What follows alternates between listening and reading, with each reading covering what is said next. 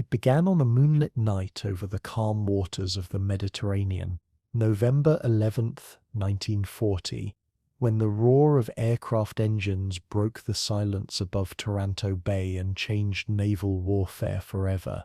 The Royal Navy had launched an audacious strike, a plan so daring and untested that even its architects doubted it would succeed. Their target, the Italian fleet, anchored proudly within the fortified harbour of Taranto, the heart of Mussolini's naval power. The world still believed that great battleships ruled the seas, that harbours with their torpedo nets and anti-aircraft guns were safe from aerial attack. But that night, a handful of biplanes proved the old world wrong.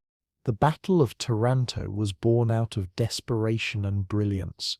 In 1940, Britain stood alone against the Axis, its Mediterranean lifeline threatened by Italy's powerful navy. The island of Malta, key to controlling the sea lanes, was vulnerable, and every convoy that crossed those waters risked annihilation. To the Admiralty, neutralizing the Italian fleet was not a choice. It was survival. Yet, with resources stretched thin and conventional assaults impossible, one idea emerged. Use the fleet air arm to strike from the sea, launching torpedo bombers from the deck of HMS Illustrious. It was a gamble steeped in innovation, courage, and quiet madness. The first attempt in history to cripple a modern battle fleet with aircraft launched from a carrier at night.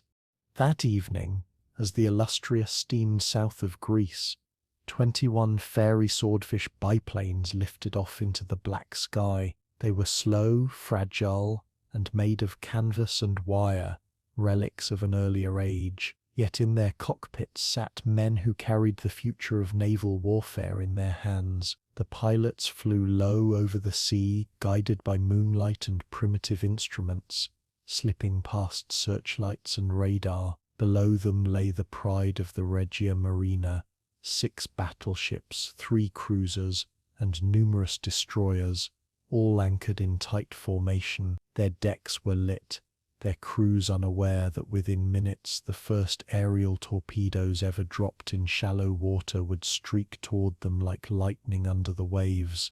The attack unfolded with surgical precision and savage beauty. The first torpedo slammed into the side of Conte di Cava, tearing a massive hole below her waterline. Another struck Littorio, sending fountains of seawater and fire into the air. Bombs rained down on fuel depots and hangars, igniting chaos across the harbour. Italian gunners, stunned and disoriented, opened fire into the night sky, their tracers arcing wildly as the swordfish danced between explosions. Within 90 minutes, 3 battleships were crippled or sunk. Flames illuminated the bay, turning the night into a fiery tableau of destruction, a vision of power undone by innovation. When the last aircraft turned for home, the harbour that had once symbolized Italian might lay silent and burning, its strength shattered by a handful of outdated biplanes. At dawn, the magnitude of what had happened became clear. The British had achieved what no navy had dared to imagine, a successful carrier strike that redefined the balance of power at sea. Taranto was not just a victory, it was a revelation. Across the world, admirals took note. In Tokyo, officers of the Imperial Japanese Navy studied the battle's every detail, realizing that the age of the battleship had ended and the future belonged to air power. A year later, those lessons would echo across the Pacific in another harbour, beneath the rising sun, at a place called Pearl Harbor. The Battle of Taranto stands as one of the most transformative moments of the Second World War, a testament to ingenuity, bravery, and the relentless march of change. It was proof that courage could overcome convention, that speed and imagination could sink steel and pride. In a single night, the Royal Navy had rewritten the rules of the sea, heralding the dawn of carrier warfare and forever changing how nations fought for control of the oceans. Tonight we return to those dark waters and the fragile wings that flew above them, to the night the sea itself learned to fear the sky. Before we begin, tell me, where in the world are you tuning in from, and what time is it for you tonight? The Mediterranean stretched like a dark ribbon under a waning sun, its waves calm yet concealing the stirrings of conflict. Taranto, a jewel of Italian naval power, lay anchored along the deep harbour, its steel hulls glinting faintly in the twilight. From the decks, sailors traced the horizon, unaware of the calculations being made across distant oceans. Smoke from industrial harbours mingled with the salt-laden breeze, carrying the scent of coal and oil into the naval quarters. Above, seagulls wheeled in restless arcs, indifferent to the ships below, their cries faint against the rhythmic creak of mooring ropes. In London, British war rooms buzzed with low murmurs, maps unfolded on mahogany tables, fingers tracing lines from Alexandria to Gibraltar. Every marking was a thread in a tapestry of anticipation, a web that might ensnare the unsuspecting Italian fleet. Outside, the night crept slowly over the city, casting shadows that mirrored the tension building across the Mediterranean. Signals flashed in coded patterns, small bursts of light that would determine strategy, fate, and survival. Beneath the calm, the sea was already listening. The harbour itself was a study in contrasts, proud battleships and cruisers slumbering beneath the Italian sun.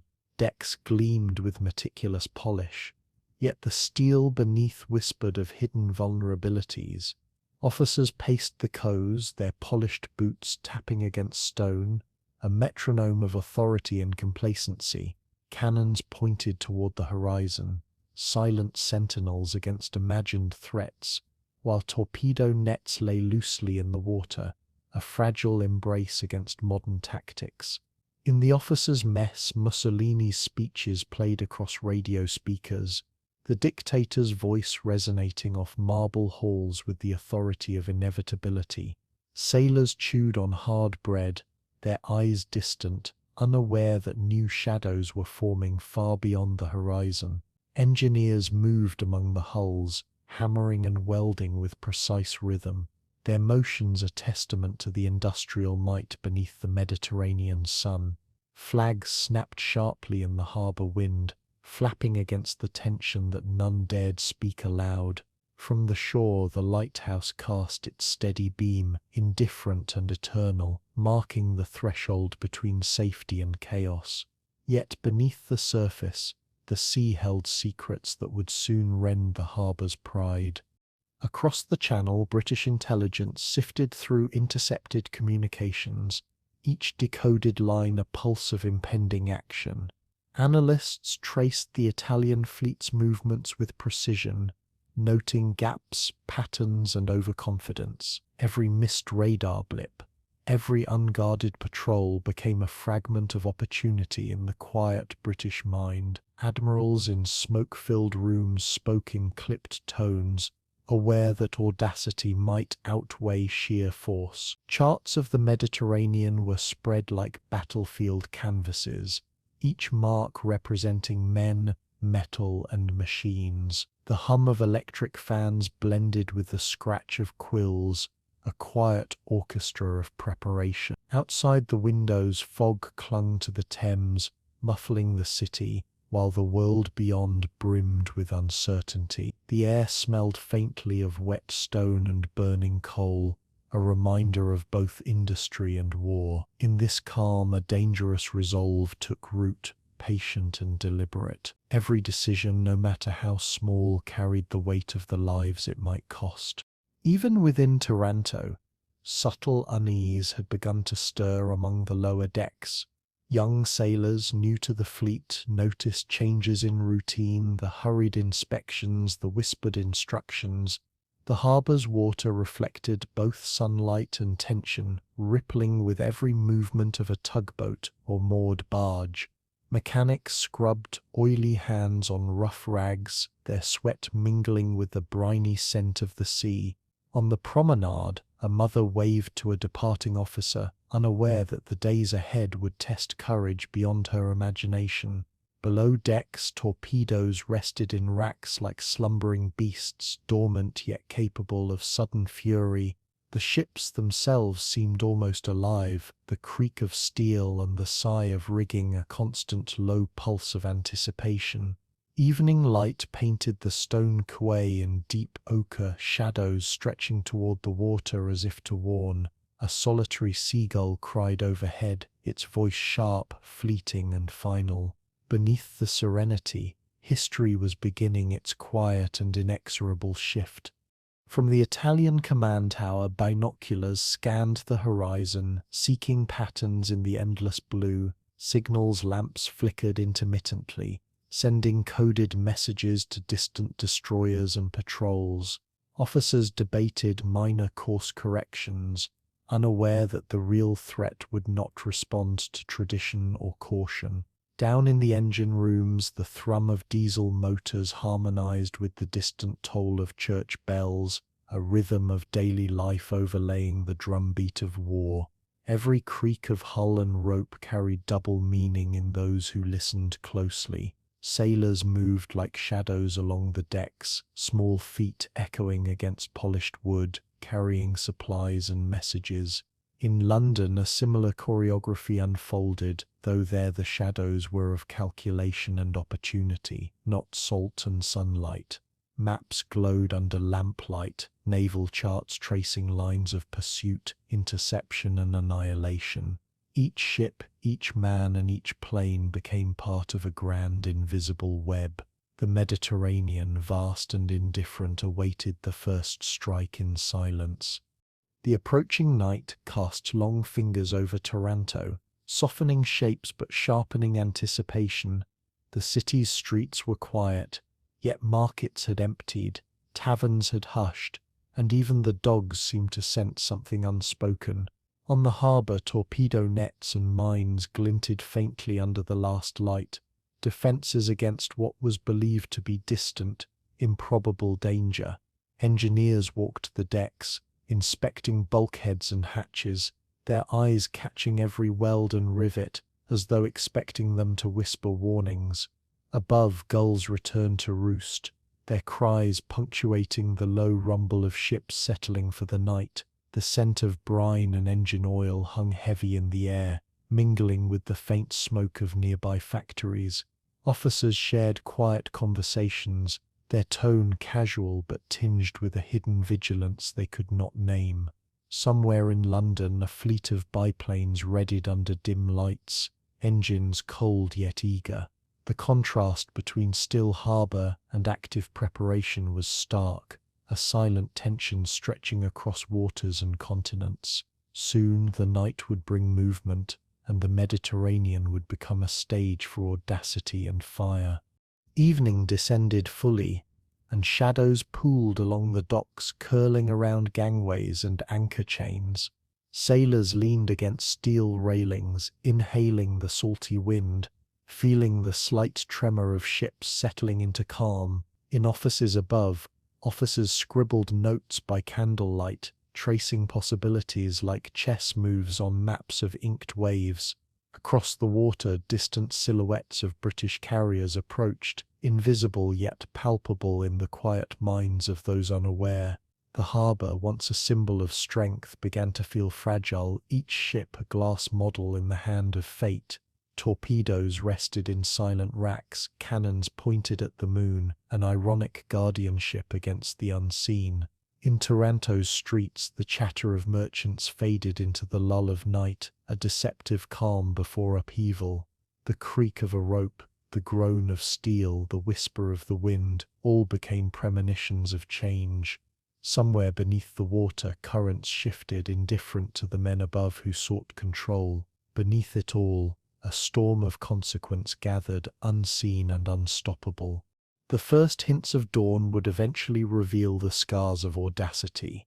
Yet in this moment, the Mediterranean was deceptive in its serenity. Shadows and reflections danced across Taranto's proud fleet, hiding vulnerabilities beneath gleaming steel. In London, fingers hovered over telegraphs. Anticipation mingled with calculation, a quiet choreography of impending action. Sailors dreamed lightly on hammocks, unaware that history was approaching in wings of canvas and torpedoed steel. Mussolini's speeches, echoing in marbled halls, could not touch the reality forming beneath the surface.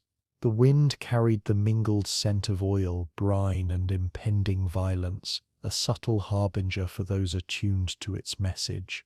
Every anchored vessel, every officer, and every sailor became part of a narrative far larger than themselves.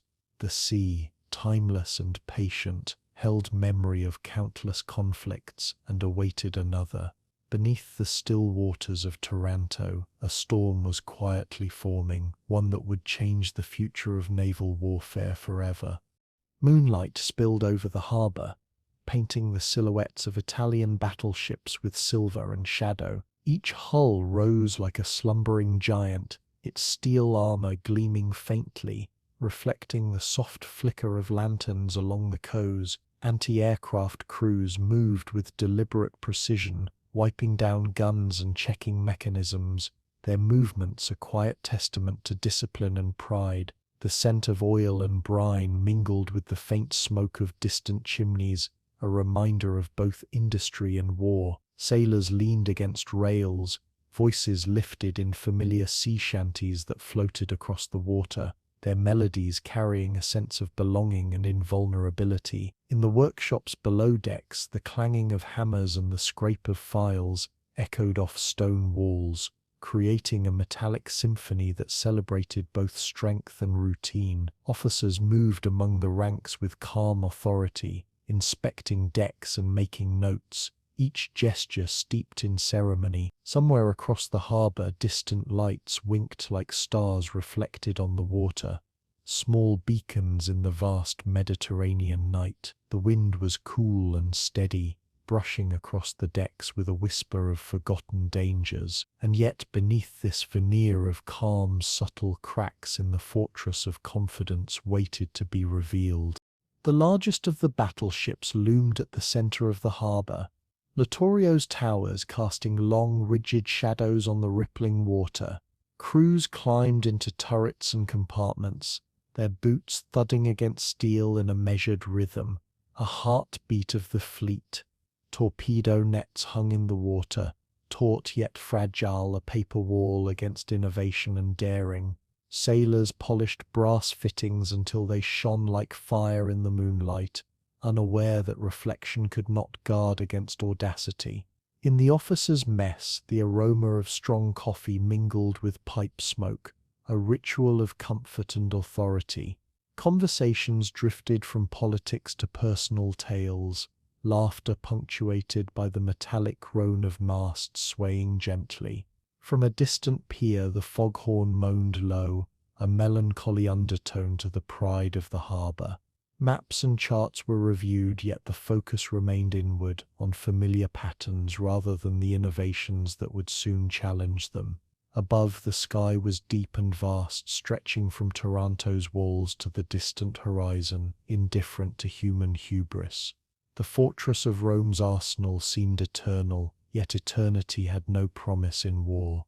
Down the quay, smaller cruisers bobbed with the rhythm of the waves, their hulls tight and well-maintained. Sailors ran cables, adjusted rigging, and scrubbed decks, the repetitive motions blending labour with ritual. The smell of salt and heated metal clung to uniforms, a constant reminder of life at sea. Engineers worked quietly in the bowels of the ships, tightening rivets and inspecting bulkheads, unaware that the coming storm would test every seam and weld. The clatter of tools echoed in cavernous workshops, producing a mechanical heartbeat that merged with the soft lapping of water against hulls. Laughter and song carried across the harbour, human warmth against the cold gleam of steel. Officers in white uniforms paced leisurely along gangways, observing with calm authority that masked an undercurrent of certainty. Somewhere in the distance, a buoy light spun slowly, casting its revolving beam like a metronome for the night. Every shadow seemed still, every mast upright, every cannon primed yet dormant, pride draped over the fleet like a thick blanket, softening perception and dulling caution. On the main deck of a battleship, the crew gathered in clusters, some inspecting life rafts, others tightening chains and ropes, moonlight reflected in their eyes, a quiet shimmer that betrayed confidence in their craft. The smell of engine oil and wet canvas filled the night air, blending with the faint tang of iron from deck plating. Around them, the harbour hummed with subdued activity, punctuated by the scrape of boots and the creak of rigging. Officers exchanged reports, their words clipped and precise, yet each carried a subtle pride in the fortress they commanded. Torpedo launchers rested idle, silent guardians against threats that seemed distant and improbable. A sentry leaned against a rail, binoculars dangling, scanning the horizon with calm detachment. Somewhere in London, British planners traced routes across maps, calculating opportunity against this very complacency. The contrast between vigilance and slumber stretched across the Mediterranean like a taut line, invisible yet binding. The calmness of Taranto's arsenal was both armour and illusion, a fragile confidence waiting for the spark that would ignite consequence. Inside the workshops, shadows clung to the vaulted ceilings where hammers struck steel and sparks flew like distant stars. Apprentices and seasoned craftsmen worked side by side, their faces illuminated by molten glows from welding torches. The smell of heated metal and oil saturated the air, tangible evidence of human industry and ingenuity.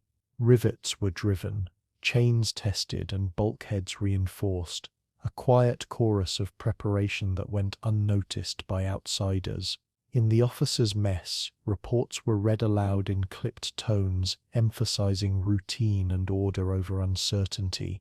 The harbour itself seemed to breathe, water lapping rhythmically against hulls, a pulse measured in tides. Somewhere, a lone sailor hummed a tune, fragile against the immensity of machinery and steel. Above, the stars traced arcs through the night, indifferent observers of both pride and vulnerability.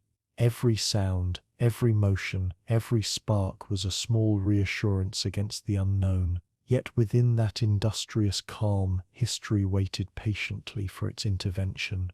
Beyond the harbour walls, the surrounding city slept, its streets quiet under the blanket of night. The distant chime of cathedral bells measured hours without care for naval might or mortal plans. Soldiers and police patrolled, alert yet unaware of the vulnerabilities slumbering in the harbour below. Moonlight glinted off moored destroyers, highlighting angular superstructures and taut rigging, a geometry of readiness and overconfidence. Sailors walked the decks, exchanging jokes and stories, voices mingling with the sigh of steel and water. Engineers checked boilers and motors, ensuring operational precision while unaware of the innovation gathering miles away. The calm night air carried scents of distant fires and salt, a mixture of menace and serenity.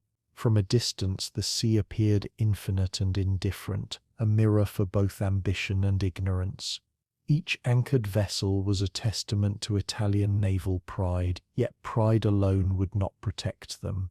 In this quiet, the stage was perfectly set for the unforeseen to arrive. Even the largest turrets, massive and imposing, were touched by human care that night, polished and oiled, ready for action that seemed unlikely. Crews moved with almost ceremonial deliberation, wiping lenses and inspecting gears, unaware that these defenses might soon face unseen mastery. Lanterns cast long, wavering shadows across decks, turning steel into spectral shapes, elegant yet deceptive. Somewhere in the distance, a buoy reflected faintly, spinning lazily as though marking a slow and patient time. Officers spoke softly of inspection schedules, the rotation of watches, and routine exercises, words steeped in confidence.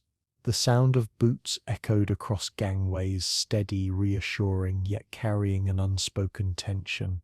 Mechanics checked engine pressures and tested pumps, ensuring every system obeyed commands in anticipation of normal operations. A faint breeze carried the scent of salt and heated steel, mingling with distant human voices. Above, the sky remained calm, infinite and unthreatening, masking the calculations of an enemy plotting across miles of water. They believed their walls were high, their waters deep, and their enemies far. The smoke-filled office was alive with quiet urgency. War maps spread across mahogany tables, edges curling from constant handling. Pins marked harbors, shipping lanes, and patrol routes, each color-coded line representing strategy and consequence. Admiral Cunningham paced slowly, the soles of his boots pressing rhythmically against creaking floorboards. A heartbeat of authority in the dim light. Candles flickered against portraits of naval heroes long past, their eyes seeming to watch the planning unfold below. The air smelled faintly of tobacco, paper, and ink, mixed with the chill of the Thames night seeping through ancient window panes. Young officers bent over chalkboards, sketching attack formations, tracing arcs of torpedo runs with meticulous care. Every line, every angle was debated, challenged, and revised, each stroke carrying weight far beyond paper. Outside, London hummed with blackout curtains and distant sirens, unaware of the meticulous plotting occurring in its heart. In the quiet, resolve hardened like steel, invisible but palpable. Every decision, no matter how abstract, was a step toward action that could redefine naval warfare. Cunningham stopped abruptly at the edge of a large map, hand tracing a potential path from Alexandria to Taranto, eyes narrowing at imagined obstacles. Subordinates whispered calculations, balancing speed against detection, range against risk. Across the table, a young pilot adjusted chalk smudges and erased previous lines, imagining the angle of approach and the tilt of the sea. The smell of chalk dust mingled with coffee, the mundane sense of war preparation, grounding extraordinary ambition. In the corner, a telephone clicked and buzzed with coded messages from the Mediterranean fleet, distant voices carrying urgency and routine in equal measure. Officers leaned over the map, heads bent in intense collaboration, their shadows long and stark under the flickering gas lamps. Every plan met skepticism, yet the audacity of the concept, striking a heavily defended harbor by night, shimmered like a fragile spark.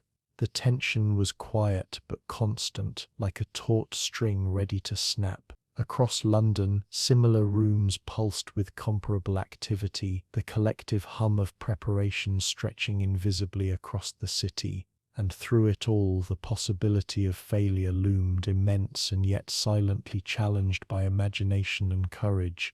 In the adjacent room, pilots rehearsed maneuvers on chalkboards, tracing arcs of torpedoes, as if drawing destiny itself. Each stroke was precise, yet fluid, a calculated rhythm designed to evade detection and exploit weakness. Their eyes darted between diagrams and maps, internalizing currents, depth, and the weight of steel. The faint scent of leather jackets and oil-slicked gloves permeated the air, tangible markers of hands that would soon control fragile machines in hostile skies. Cunningham moved among them, nodding once, twice, measuring confidence with experience honed through years of command. Outside, muffled foghorns called across the river, a low and mournful counterpoint to the planning within. Each pilot imagined the harbor lit by moonlight, anti-aircraft guns slicing through the air, and yet their resolve did not falter. Shadows danced across chalkboards as candlelight flickered, every line a silent promise of audacity. In quiet moments, some whispered prayers under their breath, seeking luck that could not be commanded. The room hummed with disciplined energy, the kind that precedes historic risk. Smoke curled from chimneys beyond the offices, drifting lazily over cobbled streets, a mundane reminder of life continuing amid war. Outside, blackened rooftops bore the weight of night watchmen and air raid precautions, silent guardians against unseen threats. Inside, Admiral Cunningham's pacing slowed as he considered contingencies, the movement almost meditative, a ritual of clarity amid complexity. Voices of subordinates rose and fell in debate, each correction and suggestion sharpening the plan's edges. Charts of the Mediterranean shimmered under gaslight, the contours of coastlines and currents suddenly imbued with lethal potential. In the corner, a teletype hummed with coded intelligence, translating enemy movements into opportunity. Every detail mattered: wind direction, harbor depth, enemy gunnery range, torpedo reliability. Pilots occasionally paused, tracing imaginary runs in the air with their fingers, rehearsing maneuvers that existed only in mind and chalk. The hum of calculations, quiet conversation, and distant traffic blended into a tapestry of focused anticipation. Through it all, a sense of inevitable action, both thrilling and terrifying, began to crystallize. In another office, maps were spread across the floor, the texture of paper worn smooth from repeated consultation. Officers leaned over them, foreheads creased, pens moving rapidly to mark lines of approach, timing, and risk. The room smelled of pencil shavings, wax, and faint ozone from the lamps, a mix of precision and industry. Outside, the night was dense and still, London's streets empty but vigilant under dimmed streetlights. Cunningham's voice, calm yet insistent, outlined possibilities and probabilities, shaping hesitation into actionable strategy. The young pilots listened intently, absorbing theory and application, imagining the harbour lit by searchlights yet blind to their course. Shadows of tall chairs stretched across the walls, blending with the dark shapes of pinned-up intelligence reports. Each line of dialogue carried weight, for one miscalculation could doom both men and machines. In these rooms, imagination became instrument, courage became calculation, and audacity became feasible. By dawn, every route, every angle, every contingency had been measured, ready to be tested against reality. Across the Thames, the city slept, unaware of the audacious conception unfolding under flickering lamps. In the planning rooms, tension coexisted with an almost ceremonial calm, the duality of risk and discipline creating an electric stillness. Pilots sketched trajectories, simulating the motion of aircraft over water, each movement a silent rehearsal for danger. Cunningham paused to consider the human element, the courage of young men entrusted with machines fragile against steel and night. The subtle creak of floorboards, the shuffle of papers, and the soft scratch of chalk combined into a rhythm that measured preparation. Every officer knew that meticulous planning could not eliminate uncertainty, only manage it. Shadows on walls stretched like spectres of consequence, reminding all present of what could be lost. Outside, a lone foghorn moaned over the river, marking time in a city oblivious yet entwined with destiny. Each line traced on paper, each instruction given, carried the weight of lives and the promise of impact. In the quiet concentration, British resolve became tangible, silent but unyielding. Night deepened, and the gaslight flickered as if to punctuate the deliberations within the offices. The smell of ink, oil, and tobacco grew stronger in the heat of human presence, merging with the cool draught from slightly open windows. Cunningham reviewed each map and diagram, his eyes sharp and steady, a mind balancing caution against boldness. Young pilots rehearsed timing and angles, murmuring calculations under their breath, internalizing both hazard and opportunity. In London, the city's pulse slowed but did not stop, indifferent to the audacity being conceived within its walls. The clatter of typewriters, the soft scrape of pencil on paper, and the occasional cough blended into a quiet symphony of anticipation. Lines of communication hummed with coded messages, every telegram a thread connecting concept to execution. Officers debated and recalculated, their voices low but insistent, sharpening the plan like a blade. Outside, the river reflected faint glimmers of lamplight, serene and unassuming. Within the offices, an audacious idea had taken root, waiting to pierce the Mediterranean night. By the early hours, the plan had crystallized, precise in its ambition and measured in its risk. Maps were rolled and pinned, instructions repeated until memorized, a choreography of thought awaiting enactment. Pilots and officers exchanged final nods, the unspoken weight of responsibility hanging heavy in the air. The smell of ink and chalk lingered like a residue of human determination, faint but persistent. Shadows played along the walls, echoing the movement of minds working tirelessly against distance and uncertainty. Outside, London remained quiet, wrapped in fog and muted gaslight, unaware of the historic conception unfolding within. Every contingency had been weighed, every route calculated, every assumption challenged and tested. Cunningham paused, looking across the room, eyes steady, hand resting lightly on the map, as if to anchor possibility to reality. The quiet resolve of the British Admiralty had converged into a single daring vision. In the shadow of doubt, an audacious plan took flight.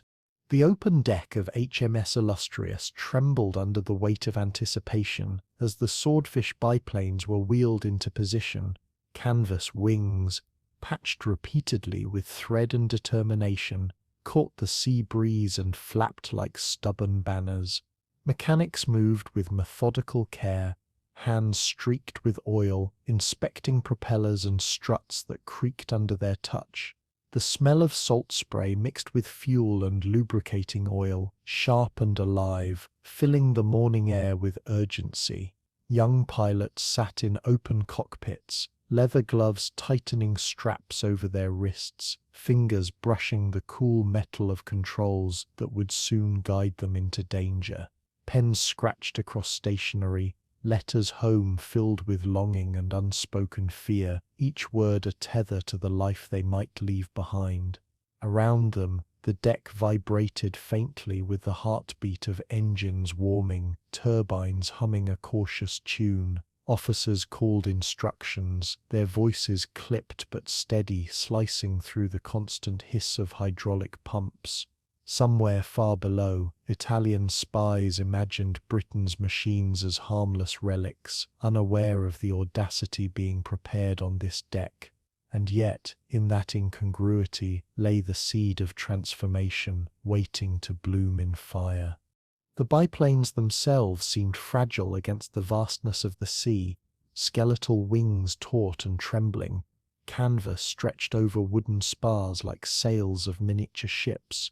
The slightest misalignment could spell disaster, yet each plane carried torpedoes capable of turning pride into ruin. Pilots climbed in carefully, boots thudding against narrow frames, hands adjusting rudders and throttle levers with reverent attention. Salt spray kissed their faces as wind whipped over the bow, carrying with it the brine of the Mediterranean beyond their vision. Mechanics whispered final instructions, checking cables, tightening bolts, and praying silently that human effort could compensate for technological inadequacy. The hum of the carrier below mingled with the creak of rigging, a soft rhythm that marked the passage of time toward inevitability. Shadows of aircraft stretched long across the deck, their forms both quaint and menacing in the rising sun. Somewhere across the harbor, Italian lookouts dismissed these antiquated shapes as toys against their prideful fleet. Each pilot inhaled sharply, tasting the salt and oil, anchoring themselves in the physicality of preparation. What the world saw as relics, history would remember as instruments of revolution.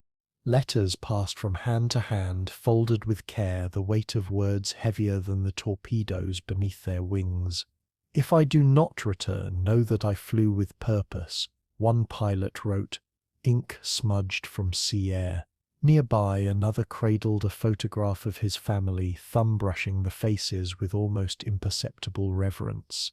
The canvas of the planes flapped softly as the wind teased at worn edges, a whisper of fragility in a world built on steel. Engines roared to life with reluctant growls, pistons trembling in synchrony like a nervous heartbeat. Officers called out final checks, their voices precise, measured, a calm amid chaos. Salt-slick decks reflected morning light, illuminating rivets, seams, and minor imperfections that could not be ignored. Somewhere in London, Admiralty planners imagined the elegance of strategy, unaware of the tactile struggle unfolding on the carrier. The juxtaposition of delicate planes and monumental purpose carried a bitter irony that only those present could understand. Each note, each glance, each adjustment was a silent testament to courage tempered by awareness. Mechanics hunched over engines, tightening the last screws, hands raw from repeated friction against metal. The smell of burning oil rose as ignition systems sparked, tiny bursts of energy signaling readiness. Sailors steadied ladders and checked tie-downs, muscles taut against the weight of responsibility. The wind brought the taste of salt and the faint tang of fuel, biting at lips and nostrils alike. From the control bridge, officers observed with narrowed eyes, aware that failure could arrive as swiftly as triumph. Across the harbour, Italian crews went about routine inspections, their pride and ignorance blind to the threat in waiting. The planes trembled slightly with every footstep on deck, fragile yet brimming with lethal potential. Shadows fell over canvas and metal, the low sun casting elongated forms like sentinels of destiny. Each movement, each check, each whispered command carried the weight of imminent history. The quiet irony of their frailty amplified the audacity of their purpose. As dawn approached, the carrier deck became a theatre of anticipation, engines ticking softly in preparation. Pilots adjusted goggles and helmets, breathing in the cold, sharp air, muscles coiled in readiness. Canvas wings caught the early light, seams visible like scars on skin, fragile and resilient at once. Mechanics wiped sweat and oil from brows, moving with precision born of repeated hours under the sun and salt spray. Every knot, every strap, every bolt held silent significance, the difference between survival and catastrophe. Onlookers might have seen antiquated aircraft, biplanes out of time, yet the crew moved with disciplined reverence. From the hangar below, the distant hum of other aircraft waiting mirrored the tense rhythm above. The sea beneath the hull of Illustrious rippled softly, oblivious to the audacity being readied upon its surface. Pilots whispered brief prayers, exhaled slowly, and glanced at one another with shared resolve. History waited in the fragile frame of canvas and wood, ready to be rewritten in steel and fire. Some pilots climbed higher into the cockpits to check instruments, the horizon stretching infinitely beyond their gaze. The wind tugged at leather jackets and goggles, carrying with it the scent of salt, fuel, and distant storms. Mechanics worked quickly, removing final chocks, brushing away grime, wiping sweat from foreheads and palms. Every step on the narrow wings required care, balancing weight and stability, precision against urgency. Below, the deck vibrated with engines warming, a soft mechanical pulse that resonated through the feet and spine. Officers adjusted torpedo mounts, counting carefully, measuring alignment and imagining trajectory across water and steel. Across the harbour, Italian lookouts continued their routine, unaware that vulnerability had arrived in human form, small yet determined. The juxtaposition of fragility and lethality sharpened awareness in every motion. Each breath, each glance, each calculated adjustment drew the line between myth and reality. What the world saw as relics, history would remember as instruments of revolution. In the hangar, spare parts and tools were arranged meticulously, evidence of preparation and anticipation coexisting. Wrenches and oil cans caught light in neat rows, shadows stretching along worn wooden floors. Pilots moved between planes, checking seats, straps, and rudders, their fingers brushing canvas patched countless times. The scent of heated metal mixed with leather, pungent and alive, a reminder of the physicality of war. Mechanics shared brief nods, communication passing silently between hands and eyes. Somewhere a faint bell chimed from the city beyond the harbor, marking a slow, indifferent rhythm against human urgency. Engines roared softly, pistons vibrating in time with the anxious heartbeat of their operators. Above, gulls wheeled and cried, indifferent witnesses to the audacity being readied below. Each plane was a paradox, delicate and weathered, yet capable of monumental consequence. In these wings of canvas and wood, human ingenuity and daring coalesced into instruments of destiny. As the final light of dawn stretched across the carrier deck, shadows and reflections danced across steel and canvas. Pilots gripped controls, adjusting straps, checking rudders, and testing the responsiveness of machines that seemed out of place in modern war. The smell of fuel and sea spray intensified, sharp and cleansing, a sensory tether to reality. Mechanics gave final signals, wiping hands and glancing toward the horizon, aware of history poised on fragile wings. Officers observed quietly, knowing every motion carried exponential risk and potential. Across the water, Italian gunners remained unaware, their pride blinding them to the threat above and beyond. Each heartbeat, each mechanical click, each inhalation of cold salt air carried silent significance. The irony was palpable, antiquated biplanes poised to challenge a fortress of modern steel and confidence. Pilots exhaled slowly, the tension coiling and releasing in practiced rhythm, balancing fear and audacity. What the world saw as relics, history would remember as instruments of revolution. HMS Illustrious cut through the calm waters of the Ionian Sea, her hull gliding silently under the deepening twilight. The sky, a canvas of indigo and violet, reflected faintly on the restless waves, broken only by the bow's gentle wake. Decks vibrated with subtle energy, engines humming in steady rhythm as sailors moved with purposeful quiet. Coded signals flickered across the masts, sending brief bursts of light into the growing darkness, a secret language known only to those aboard. The smell of salt and oil clung to uniforms, a sensory tether to the reality of preparation. Officers scanned the horizon with binoculars, eyes sharp against the fading sun, mapping unseen obstacles and potential threats. Torpedoes and bombs rested in silent readiness beneath the wings of swordfish biplanes, fragile instruments of latent destruction. Somewhere far away, Italian lookouts imagined the Mediterranean as undisturbed and secure, blind to the approaching shadow. The air carried a low, constant vibration, the pulse of engines and nerves intertwined. The hunters had begun their silent encirclement, precise and deliberate. Alongside Illustrious, destroyers carved quiet wakes, slicing through ink-black water with surgical precision. Their metal hulls whispered against the sea, almost invisible beneath the faint shimmer of starlight.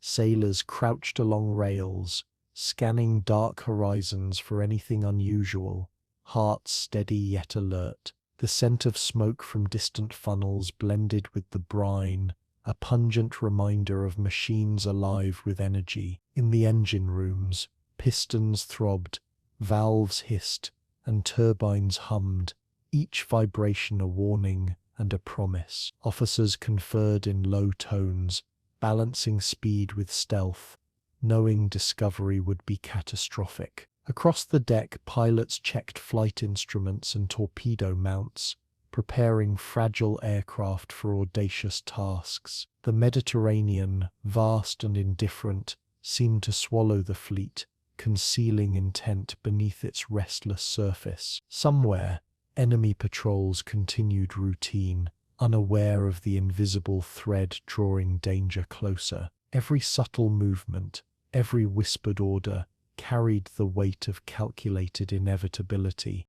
Dusk deepened, and the horizon blurred into a seamless gradient of sea and sky, as if the world itself waited. On deck, sailors adjusted rigging and watchlights, careful not to break the fragile rhythm of silence. The smell of wet canvas and lubricating oil was sharp in the cool evening air, mingling with faint sweat from exertion. Officers huddled over charts tracing possible Italian patrols, recalculating courses to avoid detection. The low hum of engines mingled with distant waves, creating a subtle soundtrack to tension and anticipation. From the bridge, Cunningham observed the formation, hands resting lightly on the railing, eyes steady and calculating. Somewhere along the Italian coast, harbour lights glimmered dimly, unaware of the calculated audacity converging upon them. Sailors whispered brief prayers, small acknowledgments of the danger inherent in their mission. The Mediterranean seemed to hold its own breath, waves stilled by anticipation, as though aware of the coming confrontation. In every glance, every nod, and every careful step, the fleet moved closer to history. Below decks, mechanics and ordnance crews worked with quiet precision, ensuring each torpedo and shell rested ready. Metal clanged softly against racks, echoes bouncing in narrow corridors, a rhythm both reassuring and tense. The scent of grease and heated metal mingled with salt, forming an invisible armor of focus around the crew. Pilots reviewed pre-flight checks again, fingers tracing switches and levers, imagining trajectories across water and steel. Conversations were sparse, hushed, each word weighted with consequence and urgency. Outside, the night thickened, waves reflecting pinpricks of starlight and distant navigation beacons. Italian reconnaissance aircraft flew predictable routes, unaware of the invisible trap being laid beneath their flight paths. Every subtle adjustment to speed or course had a cascading effect on timing, distance, and potential engagement. The crew's discipline formed a silent counterpoint to the chaos they would soon unleash. The Ionian Sea became both stage and participant, vast and patient under the approaching storm. On the upper deck, the Swordfish biplanes rested like ghosts, fragile and seemingly out of place against the metallic might of the fleet. Canvas wings flapped faintly in the night wind, catching the smell of salt and fuel with each gentle twitch. Pilots ran final hands over controls, checking instruments, adjusting straps, and imagining the invisible line of approach. Below, officers watched warily, conscious that failure could arrive from a single miscalculation. The subtle vibration of engines hummed through the decks, a constant reminder that readiness was not enough without precision. Destroyers maintained strict formation, their wakes whispering secrets of intent into the ink-black sea. Somewhere beyond the horizon, Italian vessels continued their routines, confident in the safety of distance and visibility. The irony of fragile aircraft poised against steel giants created a tension only those aboard could fully comprehend. Each moment stretched, measured by breath, vibration, and the pulse of human calculation. The storm was near, yet anticipation alone electrified every nerve and seam. Across the bridge, Cunningham traced invisible lines in the air, calculating interception, timing, and enemy awareness. Officers took notes, nodding, adjusting parameters, and rehearsing contingencies silently. The smell of tobacco smoke, oil, and salt became an undercurrent of alertness, a sensory reminder that the fleet was alive. Somewhere in the shadows, young sailors adjusted lighting, ensuring signals remained imperceptible to distant eyes. Waves rose gently against the hulls, dark and cold, their surface concealing both depth and intent. Torpedo crews below held steady, instruments ready, hearts quiet yet attuned to the faintest tremor. Outside, night air carried the distant hum of unseen vessels, as if the sea whispered warnings and encouragement alike. Every decision, every movement, every adjustment was a delicate negotiation between stealth and momentum. Somewhere, enemy officers assumed calm waters and predictable night patrols, blind to the hunters closing in. In the darkness, anticipation became palpable, a living entity on the decks and in the minds of those aboard. Signals flashed intermittently along masts, coded bursts of light slicing through darkness, translating strategy into action. Sailors watched carefully, interpreting each blink as part of a choreography rehearsed for hours. The subtle hiss of engines, the creak of deck boards, and the distant slap of waves against hulls created a layered rhythm of expectation. Pilots leaned forward in cockpits, feeling the vibration of metal beneath them, ready to turn calculation into motion. Officers murmured final adjustments to courses and timings, balancing secrecy against efficiency with acute awareness. Somewhere far to the east, Italian reconnaissance ships moved predictably, unknowing that every routine was being exploited. The Ionian Sea stretched infinitely, indifferent yet intimate, cradling history in its dark folds. Every sailor, every officer, every pilot became both hunter and instrument, a part of a greater, unseen pattern. The night air carried anticipation like a tangible weight, settling in the lungs and muscles of those ready to act. The Mediterranean held its breath as the hunters crept closer. The deck of HMS Illustrious was bathed in pale moonlight, the gentle ripple of the Ionian Sea reflecting silver across taut canvas wings. Pilots crouched in shadow, cigarettes smouldering between gloved fingers, the smoke curling into the night air like quiet prayers. The metallic scent of fuel and oil mingled with salt spray, tangible proof that these fragile biplanes carried lethal potential. Some wrote hurried letters, folding words of longing and courage with trembling hands, aware that sleep might not come. Officers whispered final instructions, voices low but deliberate, careful not to disturb the fragile rhythm of anticipation. Below deck, mechanics adjusted engines and torpedo mounts, their movements precise yet tense, each bolt and wire carrying disproportionate consequence. The hum of distant waves formed a steady undertone, the only sound in a world held in uneasy balance. Somewhere across the Mediterranean, Italian sailors laughed in taverns, their confidence unshaken, oblivious to the storm gathering. Searchlights stood dormant on the harbour walls, idle sentinels against a calm sky. Tonight, silence was both shield and threat, a fragile calm before history awakened. In the dim glow of the hangar, mechanics moved with deliberate care, wiping sweat and oil from brows and hands. Canvas wings were inspected one last time, seams stretched tight, patched with thread and ingenuity, ready to carry both torpedoes and destiny. The smell of heated metal lingered, sharp against the brine, mixing with faint tobacco and coffee from exhausted officers. Pilots rehearsed takeoff sequences in hushed whispers, tracing imaginary arcs in the air above the deck.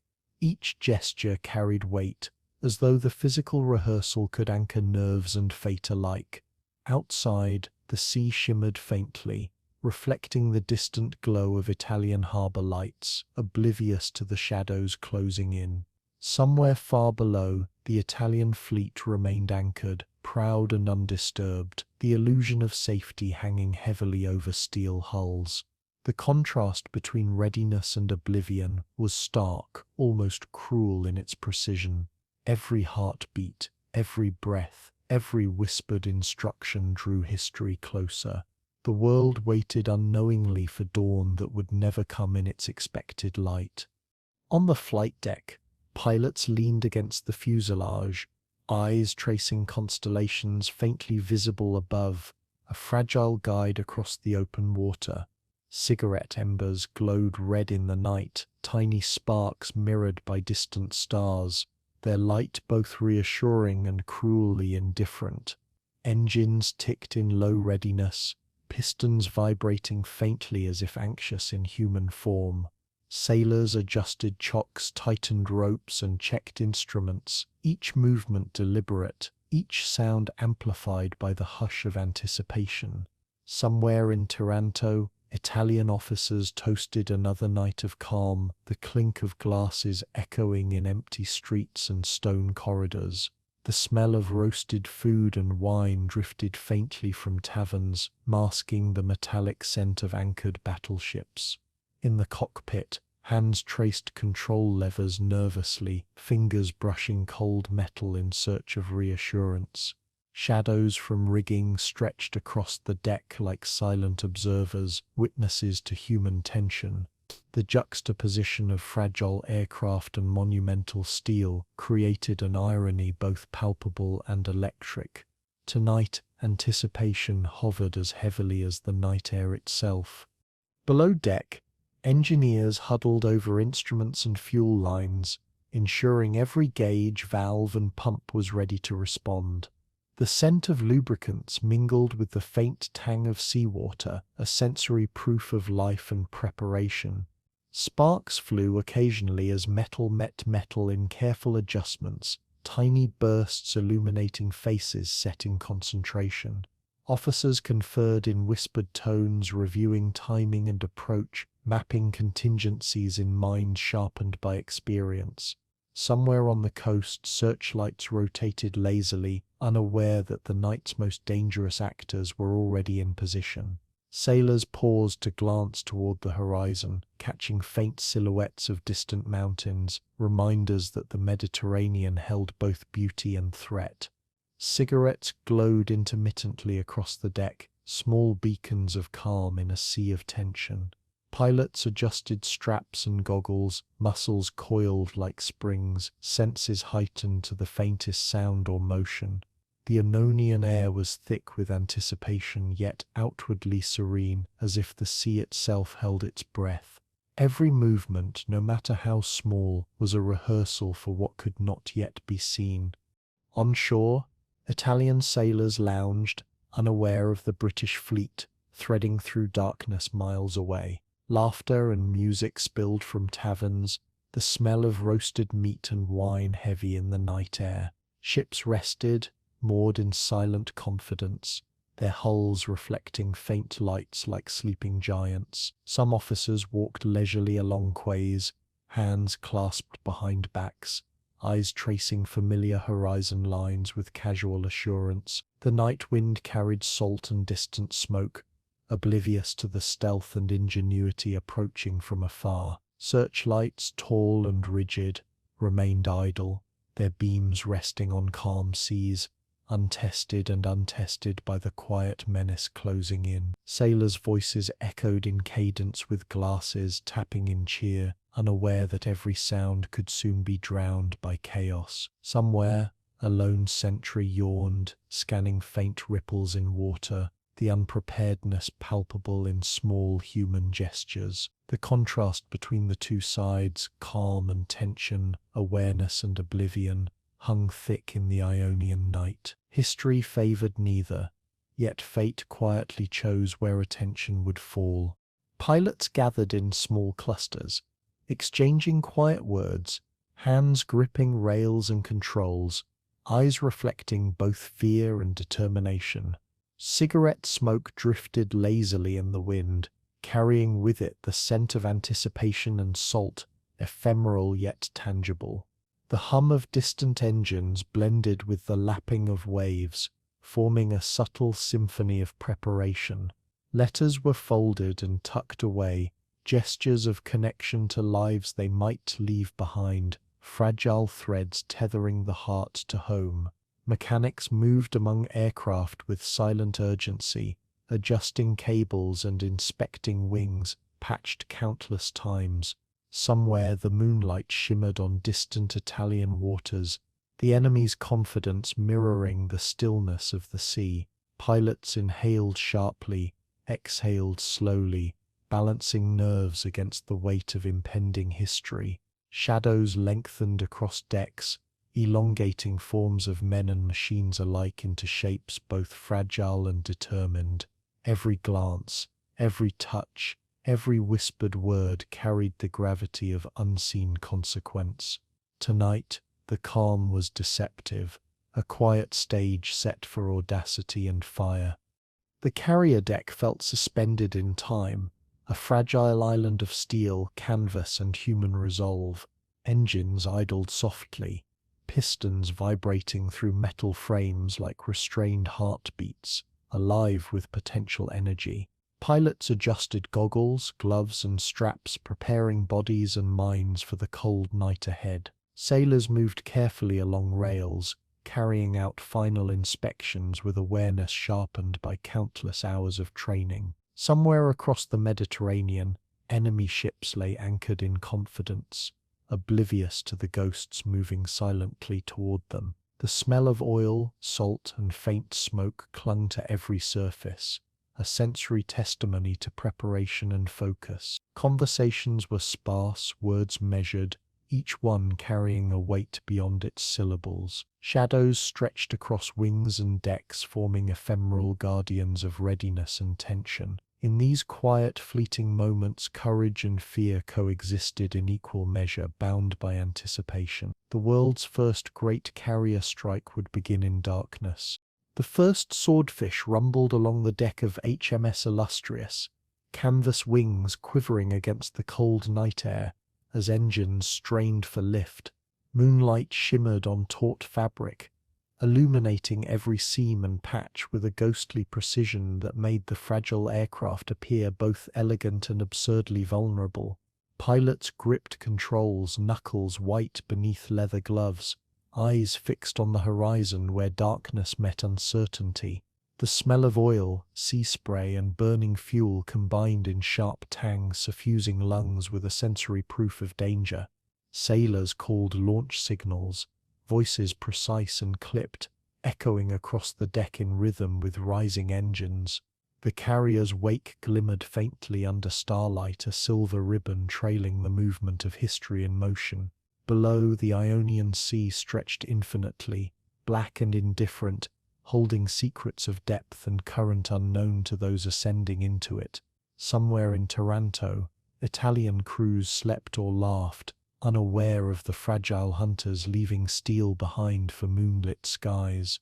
Shadows stretched across deck and aircraft, merging man and machine into a single silhouette of purpose.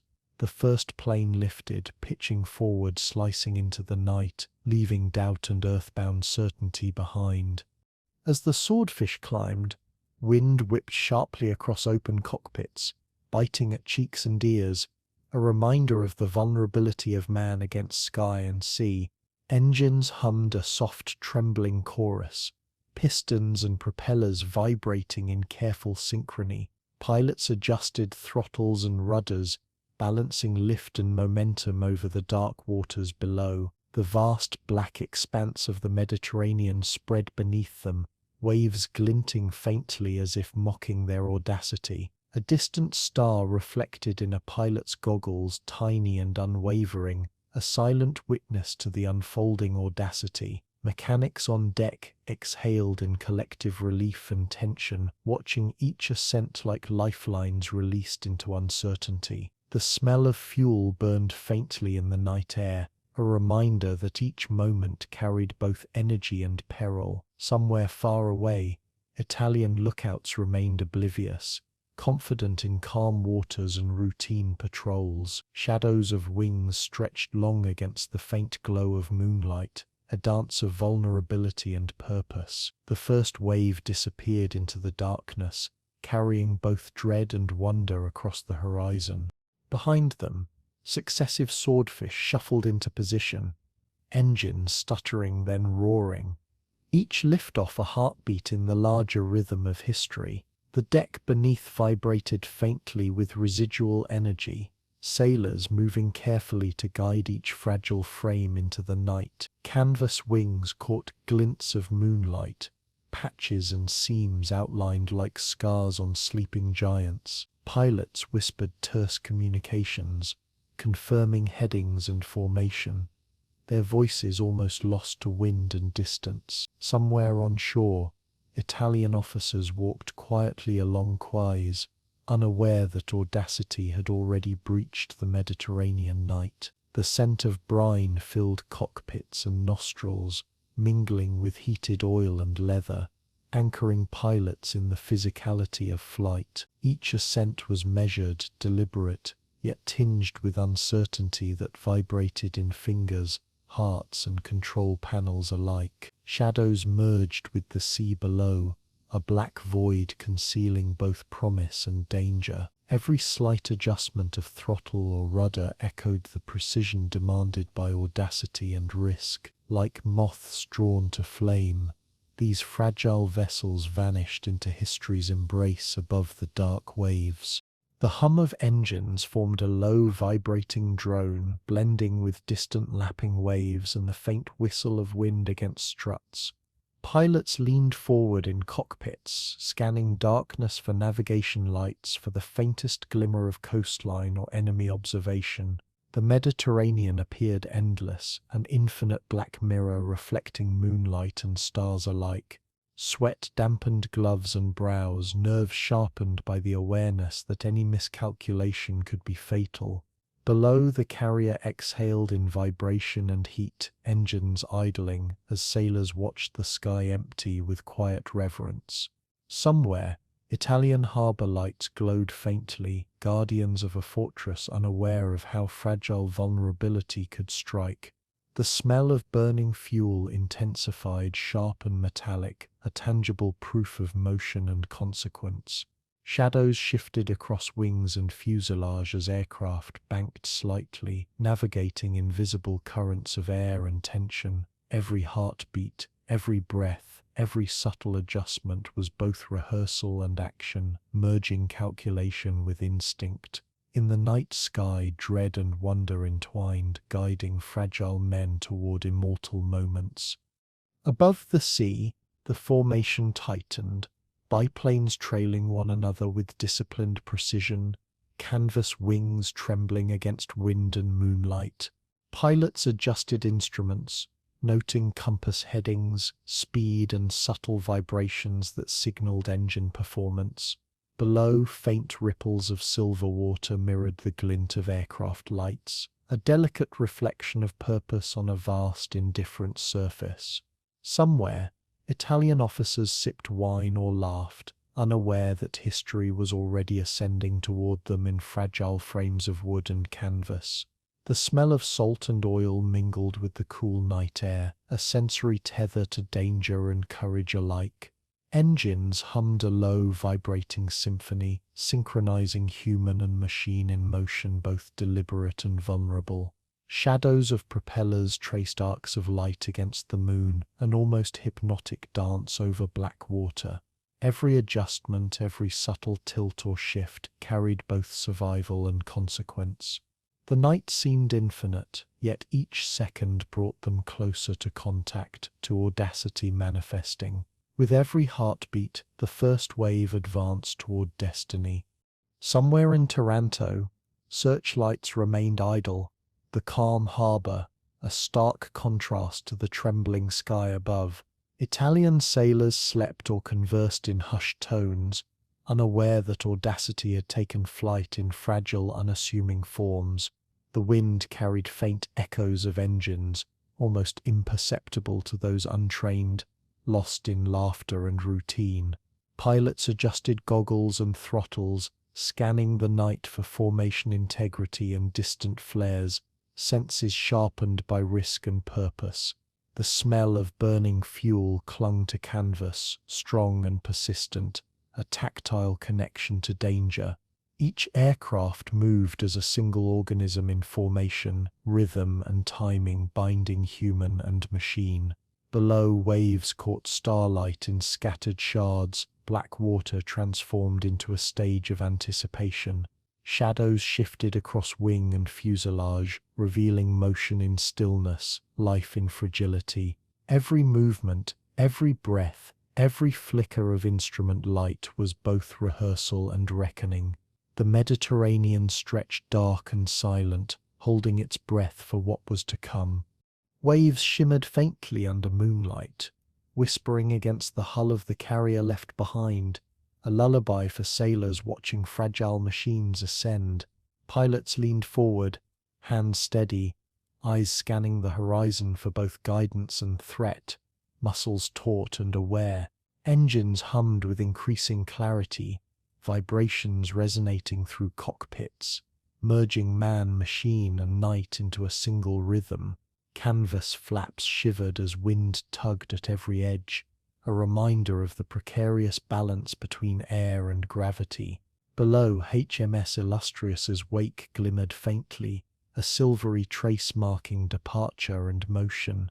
Somewhere, distant Italian lookouts remained oblivious, the illusion of safety undisturbed by the Audacity threading overhead. Every heartbeat was magnified in stillness and motion alike, anticipation and dread entwined in a fragile equilibrium. The black expanse below seemed endless, yet every pilot knew that within it lay both danger and opportunity. Shadows merged with starlight, wind and canvas, creating a fragile tapestry of human resolve. Like moths into the flame, they vanished into the Mediterranean night. The first torpedoes slipped silently into the black water of Taranto Harbor, breaking the mirrored surface with barely a whisper. Moonlight glinted on the smooth arcs of metal, the ripples fading almost instantly beneath the weight of history and motion. Pilots leaned forward in open cockpits, hearts hammering, eyes scanning for flares, searchlights or enemy guns. Below, Italian battleships sat anchored, proud and oblivious, their steel hulls reflecting faint harbor lights.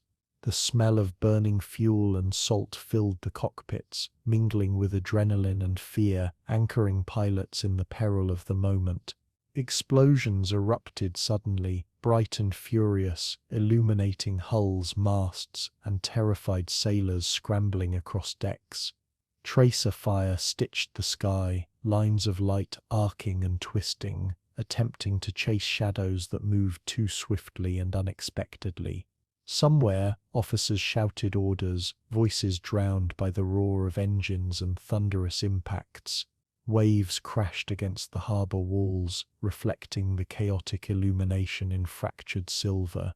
In the span of minutes, centuries of naval certainty began to unravel.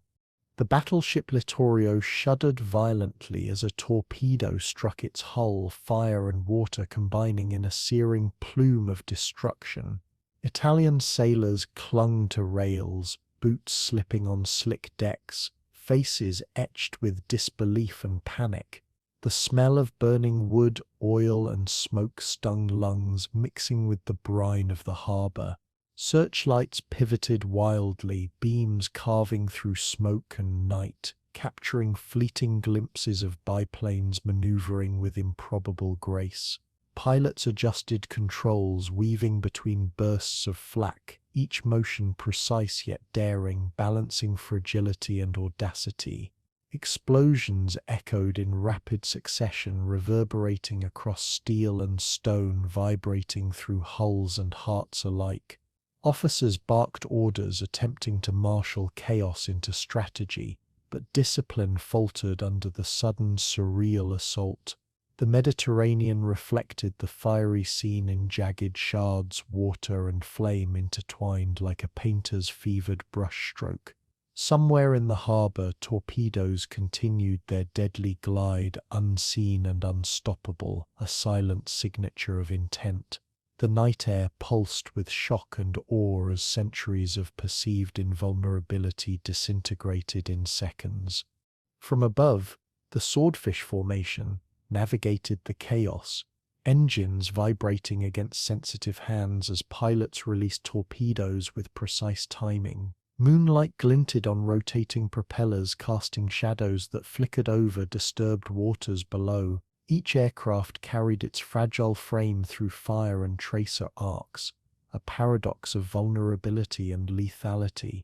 Below, Italian lookouts scrambled, eyes wide, faces illuminated by bursts of light and fire. The smell of cordite smoke and seawater burned together, thick and metallic, filling lungs and consciousness alike. Officers barked instructions over the din, attempting to organize counterfire, their voices sharp but often lost to the overwhelming spectacle. Waves heaved against moored hulls, propelled by detonations and shifting water, as if the Mediterranean itself had joined the assault. Somewhere along the quays, small fires ignited, spreading orange tendrils across the night, drawing attention away from approaching threats. Pilots banked, dove, and climbed, their human instinct married to mechanical resilience, dancing through an inferno they could not fully perceive. Every second was measured, every motion deliberate, yet survival remained uncertain. On deck, sailors attempted emergency damage control, hoses spraying against flames, sandbags thrown into gaps, boots slipping on blood and water alike.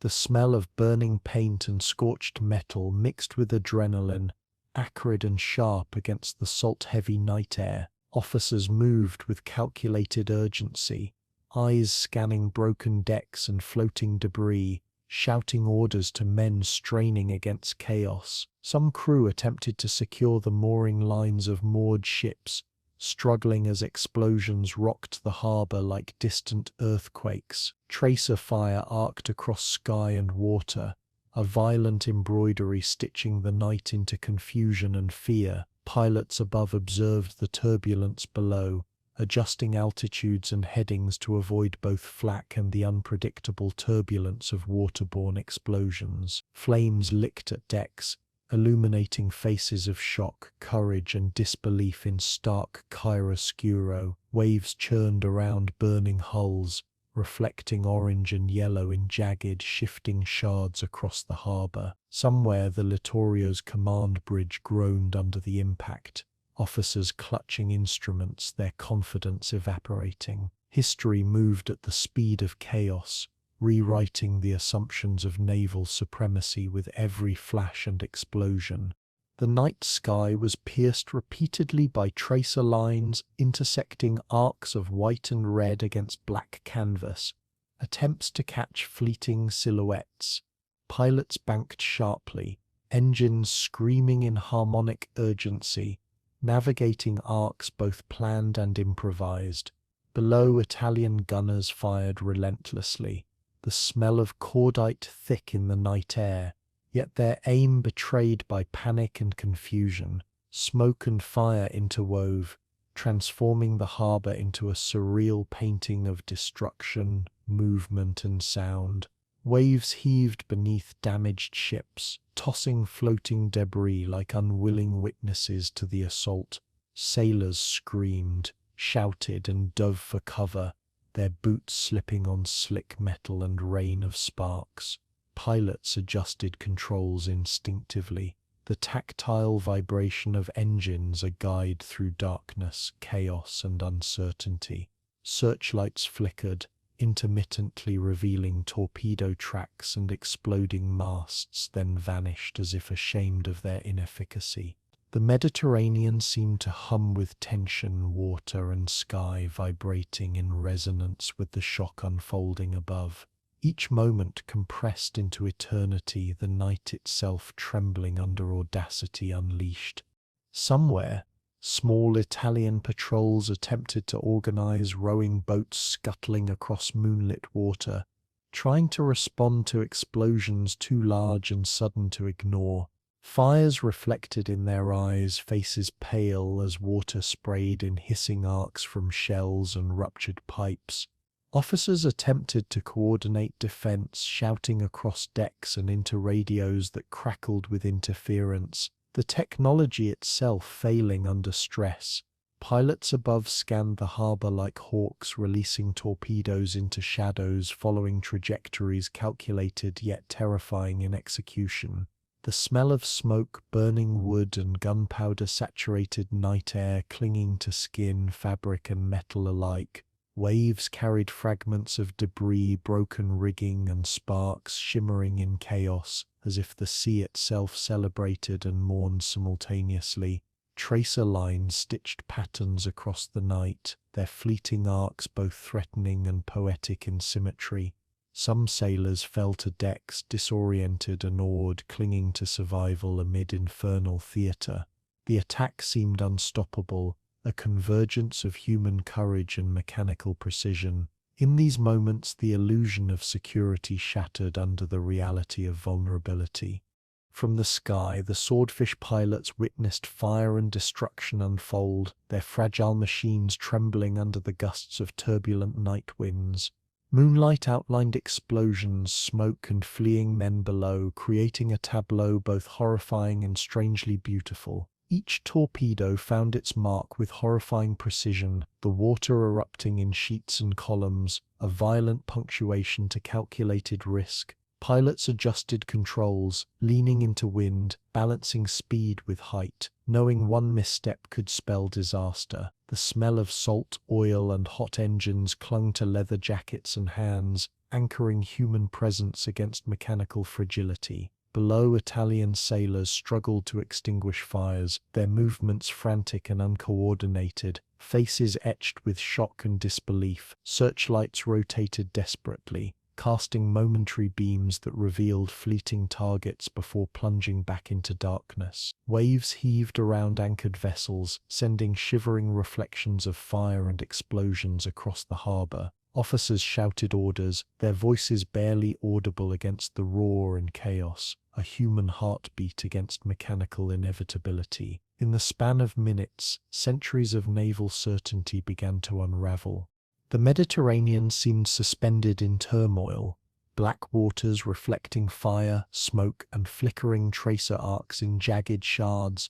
Pilots banked and climbed, engines screaming, tracing invisible lines to avoid enemy fire while following planned attack runs. Some biplanes twisted to avoid flak, others adjusted release angles, torpedoes finding their deadly path with precision and terror alike. Italian officers scrambled across damaged decks, shouting orders, coordinating rescue, yet aware their fleet's invulnerability had been pierced. The smell of burning metal, paint and cordite mingled with brine, saturating the night with chaos and human desperation. Smoke rose in dense columns, partially obscuring the harbor, a swirling veil between intent and observation. Waves tossed floating debris, broken equipment, and panicked sailors, a chaotic choreography choreographed by physics and courage. Pilots released bombs and torpedoes with split-second timing, engines vibrating beneath them like nervous hearts. Shadows flickered across hulls, rigging, and decks, ephemeral markers of human struggle and survival. In a span of minutes, centuries of naval certainty began to unravel, leaving only the stark reality of audacity unleashed. The harbor erupted in a fury of fire and smoke, oil slicks igniting like molten veins across the black waters of Taranto. Flames licked at hulls, climbing masts, twisting rigging into skeletal silhouettes against the night sky. Italian sailors leapt from decks into the cold embrace of the sea, faces etched with shock and desperation, boots and uniforms soaked in salt and oil. Smoke curled thickly through passageways, choking medics and crews, the acrid scent of burning fuel mingling with salt water in heavy, pungent waves. Officers shouted above the roar, attempting to marshal men into organized defense, voices hoarse, carrying urgency yet drowned by explosions. Explosions continued to punctuate chaos, metal groaning and bending under sudden impacts, releasing showers of sparks and shrapnel. Some sailors clutched ropes or lifelines, eyes wide with disbelief, searching for stability amid fire and turmoil. Torpedoes continued their glide beneath the black surface, silent hunters in a sea ablaze, shaping the night with their invisible presence. The smell of cordite, smoke, and scorched wood filled every breath, each inhalation a visceral reminder of vulnerability. Taranto's proud arsenal became a sea of fire. On the decks of the Conte di Cavour, flames reflected in the eyes of men who moved with desperate precision, trying to smother oil-fed fires before they consumed the ship. Water hissed as it met hot metal and burning oil, steam rising in ghostly plumes that obscured vision and judgment alike. Sailors screamed, tripping over hoses, each motion frantic and unpredictable, a chaotic choreography born of survival. Medics rushed through smoke-filled corridors, dragging wounded sailors to relative safety, their uniforms and hands streaked with soot and blood. Explosions shook the harbor, reverberating across steel and stone, each shockwave a reminder of the fragility of even the largest vessels. Smoke twisted into the sky, a living, writhing entity, carrying both fear and the odor of destruction. Officers barked orders through clenched teeth, their eyes scanning fire and water alike for opportunities to contain chaos. Somewhere, small boats paddled frantically, rescuing sailors who had plunged into the dark, fiery sea. Flames reflected off ripples, painting black water in transient streaks of orange and red. In the harbor, control and pride dissolved beneath the relentless onslaught. From above, the Swordfish pilots observed the harbor's transformation, moonlight and fire intermingling on rolling waves. Their engines hummed a low, vibrating counterpoint to destruction below, wings slicing silently through the night air.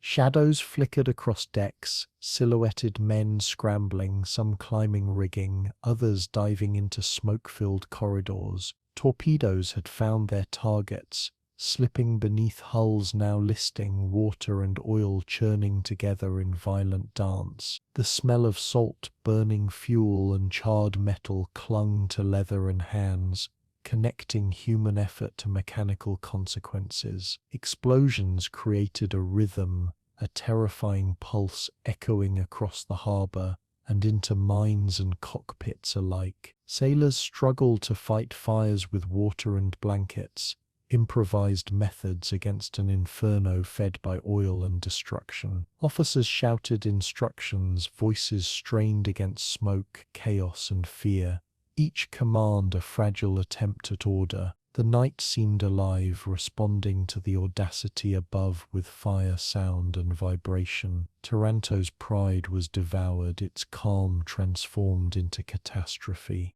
Along the quay, smaller ships rocked violently, decks slick with oil, crews gripping railings, eyes wide with horror. Fires fed on fuel stores, spreading in greedy tendrils that licked ropes, barrels, and wooden deckboards. Smoke was thick, black and acrid, choking lungs, blinding eyes, and carrying the smell of imminent death across the harbor. Sailors dove into the water, some with hands over faces, others clutching floating debris for life, eyes reflecting flames above. Medics crawled across decks, dragging men from smoke-filled compartments, hands smeared with soot, uniforms soaked with brine and blood.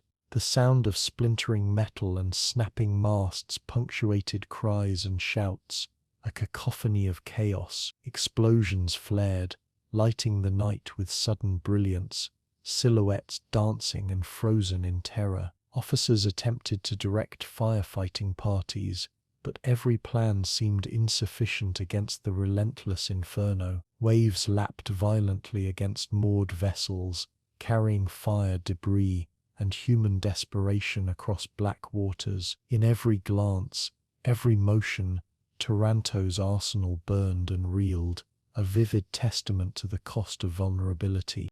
Above, pilots adjusted altitudes and headings, navigating smoke and searchlight beams, engines vibrating under tense control. Moonlight outlined fires below, jagged and flickering, illuminating sailors' frantic motions in fleeting clarity. Torpedoes continued their deadly arcs, creating geysers of water and spray as they struck or passed under hulls. The smell of cordite and burning canvas rose in waves from occasional flak, mingling with salt and smoke, a sensory proof of danger and action. Sailors screamed and shouted, coordinating firefighting and rescue with limited efficacy. Faces streaked with sweat and soot, metal groaned and twisted, hulls listing slightly, a low vibrating reminder of structural fragility.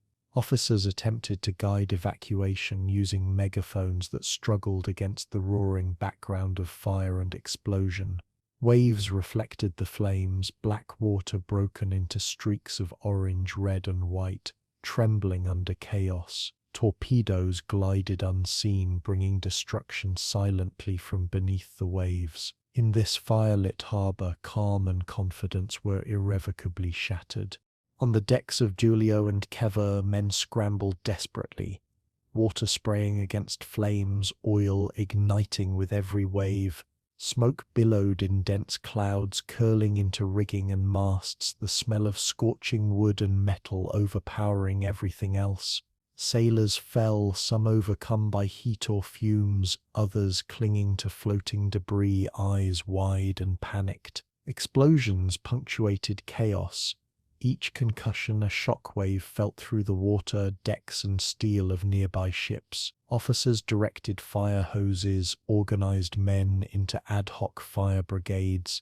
Yet their efforts seemed tiny against the overwhelming inferno. Flames danced across reflective surfaces, casting nightmarish silhouettes of men and rigging alike. The hum of distant engines faint above reminded sailors that attackers lingered in darkness, fragile yet deadly. Water lapped against fire-fed oil, creating violent sizzles and acrid steam, a sensory proof of destruction's reach. Sailors clutched at ladders, ropes and rails, moving frantically, their motions both chaotic and heroic. Taranto's proud arsenal became a sea of fire. Small boats and rescue crews paddled between burning hulls, carrying survivors and dragging bodies to safety, moving in surreal contrast to the inferno surrounding them. Smoke and fire combined with night air, creating a thick haze that clung to every surface and human form alike. Screams echoed across water and decks, punctuated by orders shouted through megaphones, desperate and strained. Some sailors leapt from flaming decks into the harbour, oil and water mingling as they struggled for life. The smell of burning metal and fuel dominated the senses, acrid and penetrating, leaving nothing untouched. Waves tossed floating debris, rigging and bodies, reflecting fire in jagged shards that danced with each swell. Officers barked instructions, trying to coordinate evacuation, first aid, and firefighting simultaneously. Pilots above traced flares and fires with careful eyes, noting destruction, aiming for remaining targets, engines humming with tense resonance. Chaos spread in concentric circles, every action a response to a new, unforeseen horror. In this night of fire and smoke, the Mediterranean itself seemed to mourn Taranto's fall. From the air, the harbour appeared a living inferno, flames twisting across water and steel, reflecting in frightened eyes and frantic movement. Torpedoes had found their marks, explosions punctuating black water, sending geysers of debris and oil skyward. Smoke and fire intermingled in dense, acrid clouds, obscuring ships and turning familiar forms into monstrous silhouettes. Sailors moved with desperate precision, some directing fire hoses, others attempting to rescue men from decks or the water. The smell of salt, smoke and cordite filled the night air, tangible and oppressive, anchoring human senses in chaos. Officers shouted orders, coordinating teams of medics and firefighters, each voice strained against explosions and cries. Waves lapped against burning hulls, tossing debris and survivors alike in chaotic dance. Pilots above adjusted courses and altitudes, engines vibrating, eyes scanning for remaining targets and threats. Each moment compressed fear, courage, and horror into a tapestry of human and mechanical struggle. Taranto's proud arsenal became a sea of fire. The second wave of swordfish emerged from darkness, wings glinting under fractured moonlight, engines vibrating with tense purpose. Pilots leaned into controls, eyes scanning firelit waters below, tracing the outlines of ships that still floated despite earlier destruction. Smoke from the first wave clung to the air, acrid and thick, mixing with salt and burning oil to create a suffocating, almost tangible haze. Below, Italian crews scrambled, their movements frantic, shouts lost amidst explosions and roaring flames. Torpedoes slipped into black waters, silent hunters aiming for hulls already listing, already wounded, already trembling. Explosions ripped through steel decks, shaking structures with thunderous finality, echoing across the harbor in chaotic waves. Sailors fired blindly into darkness, tracer rounds stitching violent lines through smoke and night air, their aim erratic but desperate. Waves lapped violently against burning hulls, reflecting flickering light in jagged, shifting patterns as if the sea itself quivered in anticipation. Medics and fire brigades moved through chaos, hauling the wounded, slipping on decks slick with water, oil and blood. What survived the first storm now faced another. Above, pilots banked and climbed, engines humming low under the strain, the night tense with anticipation and motion. Canvas wings shivered as turbulence from explosions rippled upward. Every movement measured against fragile control. Below, the harbor heaved under successive blasts, flames licking masts and superstructures in furious orange tongues. Smoke twisted like serpents around masts and cranes, thickening into near impenetrable clouds that both concealed and revealed targets in fleeting moments. Sailors clutched railings, scrambling for stability, their faces illuminated by fire, eyes wide with terror. Officers shouted commands over chaos, voices strained yet persistent, striving to salvage any semblance of order. Torpedoes struck with deadly accuracy, water erupting in geysers, metal groaning under rapid stress, and explosions punctuating the relentless assault. Waves carried burning debris across the harbor, floating reminders of devastation from the first wave. Pilots adjusted formation, banking sharply to avoid tracer fire and collisions, a dance of precision amid catastrophe. The night air quivered with inevitability, every second accelerating destruction. From the decks, sailors witnessed fire and explosion as a horrific symphony of steel and flame consumed their world. The smell of burning paint, oil, and cordite burned lungs, mixing with brine and sweat, tangible proof of disaster. Men shouted, throwing hoses, buckets, anything to halt the spread, yet flames leaped over containment lines with mocking ease. Torpedoes breached the harbor's calm again, rippling water and tearing into hulls with silent, deadly intent. Officers attempted coordination, directing medics, fire teams, and crew to relative safety, their hands trembling despite discipline. Smoke obscured vision, reducing familiar vessels to monstrous silhouettes, motionless yet alive in agony. Explosions rocked decks, splintering wood and metal, shaking men off balance as the sea carried heat and debris.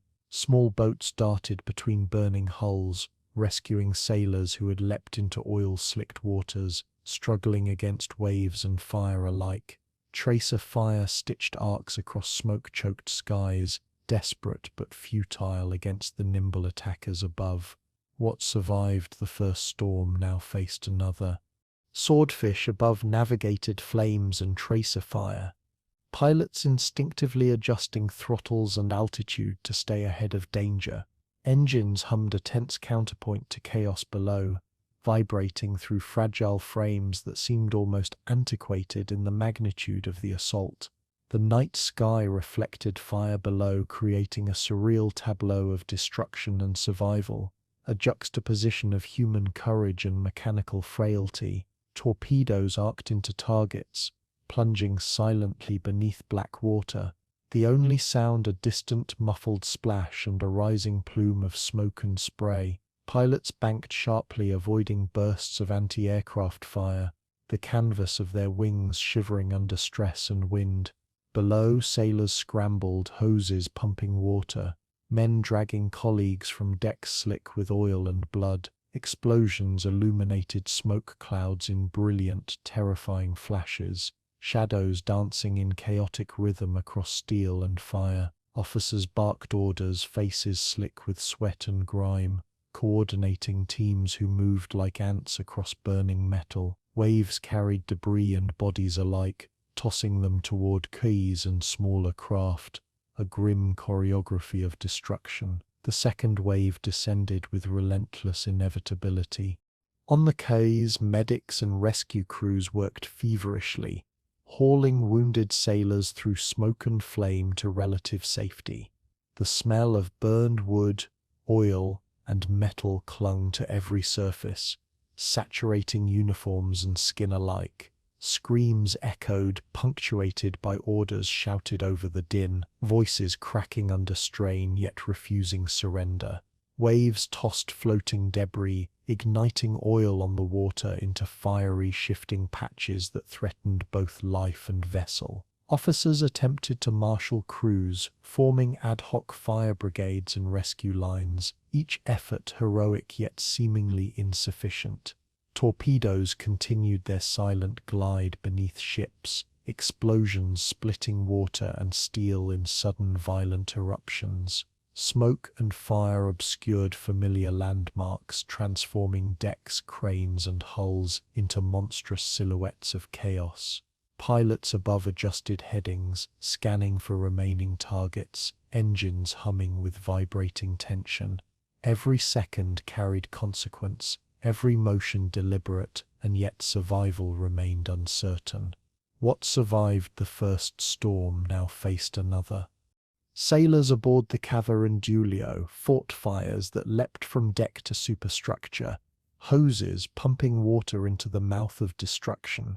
Flames licked oily water, consuming wood and cloth in jagged tongues that reflected in the eyes of terrified men. Explosions ruptured bulkheads, sending showers of sparks and fragments across decks, while officers directed firefighting parties with urgent gestures. Smoke spiraled into the night sky, dense and suffocating, carrying the acrid scent of cordite and burning steel. Waves heaved beneath moored vessels, tossing debris and humans alike, the Mediterranean itself trembling in resonance with human chaos. Torpedoes arced invisibly beneath the surface, each impact ripping through metal with silent ferocity. Pilots banked and dodged tracer fire, adjusting to wind, smoke, and turbulence above the inferno. Sailors clutched railings, leaping over obstacles, moving through the night in a desperate ballet of survival. The harbor vibrated with sound and heat, every moment a test of endurance and resolve. History unfolded above and below, relentless and indiscriminate. From the sky, the scene resembled a living painting of chaos and precision. Fire reflecting in black waters, torpedoes finding hulls with deadly elegance. Engines vibrated beneath pilots' hands, a subtle reminder of fragility and control in equal measure. Smoke spiraled around masts, tendrils wrapping vessels in inescapable shadow, hiding targets and threatening all alike.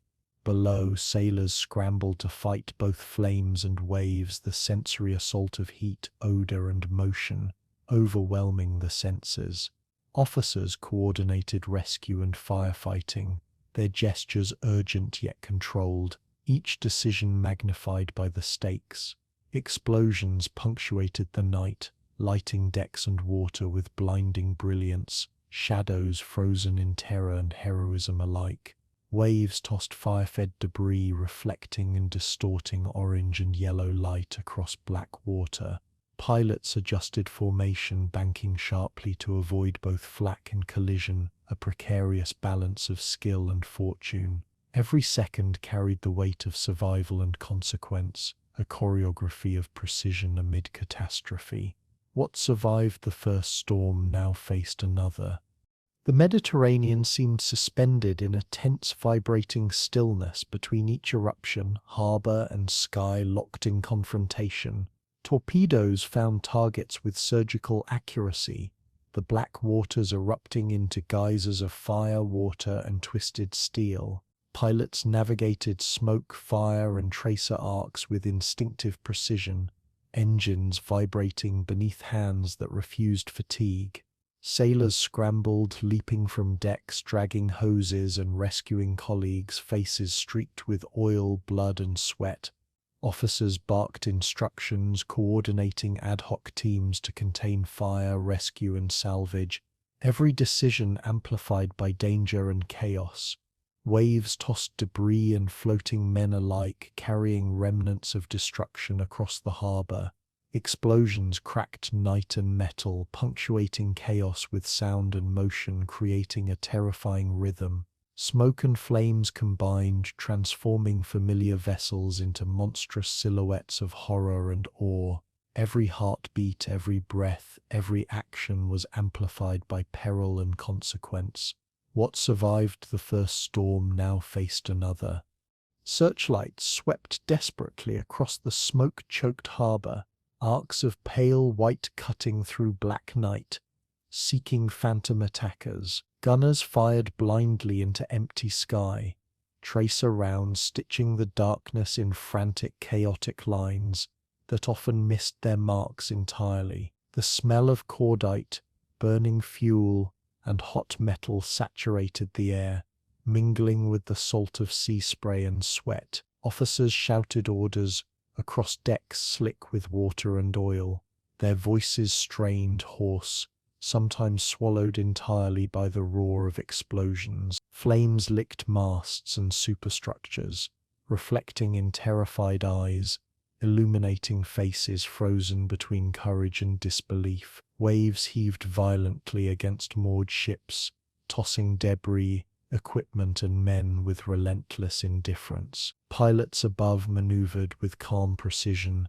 engines vibrating under hands, tense with focus, a counterpoint to chaos below. Explosions echoed off steel and stone, each concussion reverberating through decks, quays, and hearts alike. Sailors scrambled for safety, some dragging colleagues, others clutching ropes and lifelines, each moment a struggle against inevitability. Their thunder was real, but their targets already gone. Along the quays, small boats pitched against waves, crews yelling as they ferried survivors from burning decks. Fire and smoke enveloped everything, twisting familiar ships into monstrous silhouettes of horror and motion. Officers tried to organize fire brigades, teams dragging hoses over slick planks, moving through smoke and heat that burned eyes and lungs. Anti-aircraft guns barked repetitively, metal shells hissing into darkness, striking water, deck or sky with indifferent results. Explosions tore through ships, steel buckling, deck plates bending and splitting, the physical manifestation of strategic devastation. Sailors clung to rigging and rails, boots slipping, hands raw, adrenaline sharpening instinct as fear pulsed through every motion. Smoke spiraled into masts, covering ships in veils of darkness, hiding chaos and highlighting vulnerability simultaneously. Pilots released torpedoes with precise timing, gliding silently beneath surface, engines humming a vibrating counterpoint to fire and destruction. The smell of burned wood, oil, and salt filled lungs, clinging to skin, clothing, and consciousness. Their thunder was real, but their targets already gone. From above, the Swordfish pilots traced the outlines of ships struggling against fire and water, their silhouettes stark against infernal reflections. Engines hummed, wings flexing against turbulence, pilots' hands tight on controls, balancing fragility and audacity. Below, searchlights pivoted frantically, slicing arcs through smoke and fire, creating brief, jagged revelations of terrified sailors and burning hulls. Tracer fire stitched erratic paths across night sky, desperate and determined, yet rarely connecting with the fleeting shapes above. The smell of smoke, burning canvas, and cordite saturated the air, every inhale a reminder of mortal peril. Officers moved across decks, directing hoses and rescue efforts, their gestures precise yet often ineffective against overwhelming destruction. Waves tossed floating debris, some igniting upon contact with oil-fed fires, sending small explosions skyward. Sailors scrambled to maintain order, some dragging wounded, others attempting to secure shifting equipment, all faces etched with shock and exhaustion. Torpedoes glided invisibly beneath hulls, their lethal intent unperceived until impact. Their thunder was real, but their targets already gone.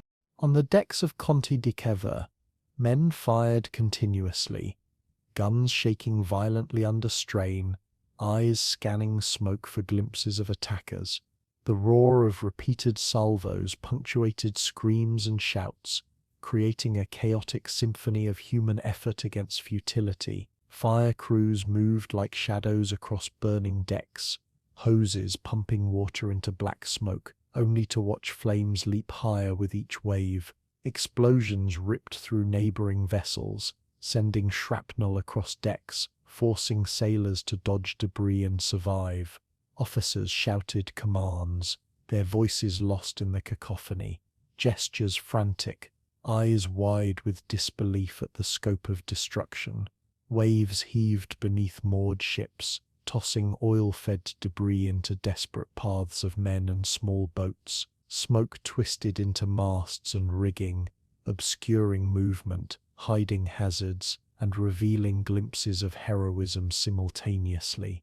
Pilots above banked and adjusted altitude, releasing torpedoes with precise timing, engines vibrating under strain. The scent of salt, oil, and burning metal clung to everything, heavy and omnipresent. Their thunder was real, but their targets already gone. Along the quays, medics and rescue crews moved with trembling precision, carrying wounded from decks or water into the shadows. The night air was thick with heat, smoke, and the sharp tang of blood and burned metal. Waves lapped against debris, tossing floating oil, and bodies in chaotic arcs, reflecting the fiery glow from burning ships. Officers attempted to organize ad hoc firefighting teams, their gestures urgent yet frequently ignored or ineffective under pressure.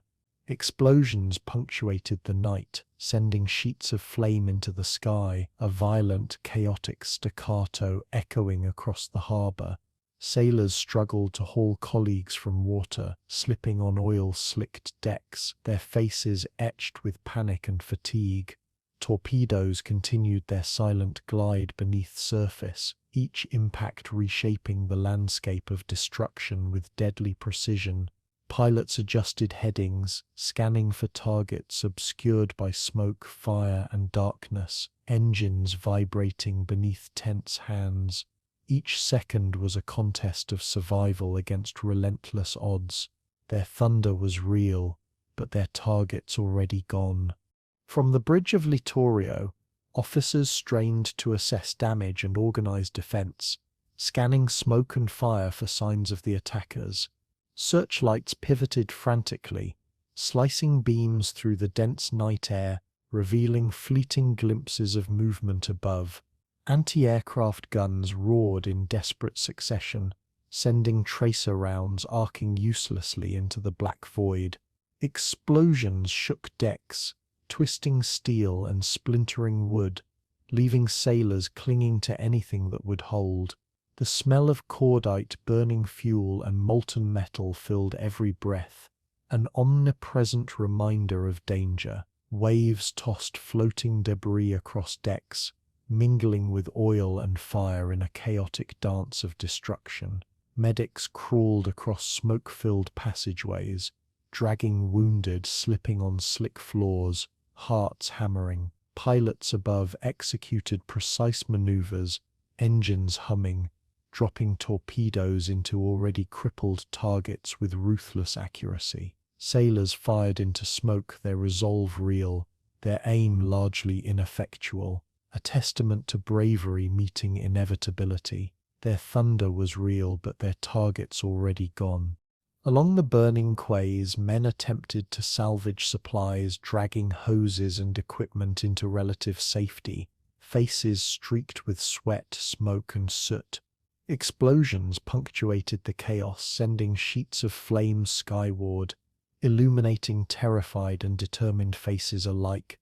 Waves heaved beneath vessels, carrying floating debris and fire-fed oil in jagged, twisting patterns.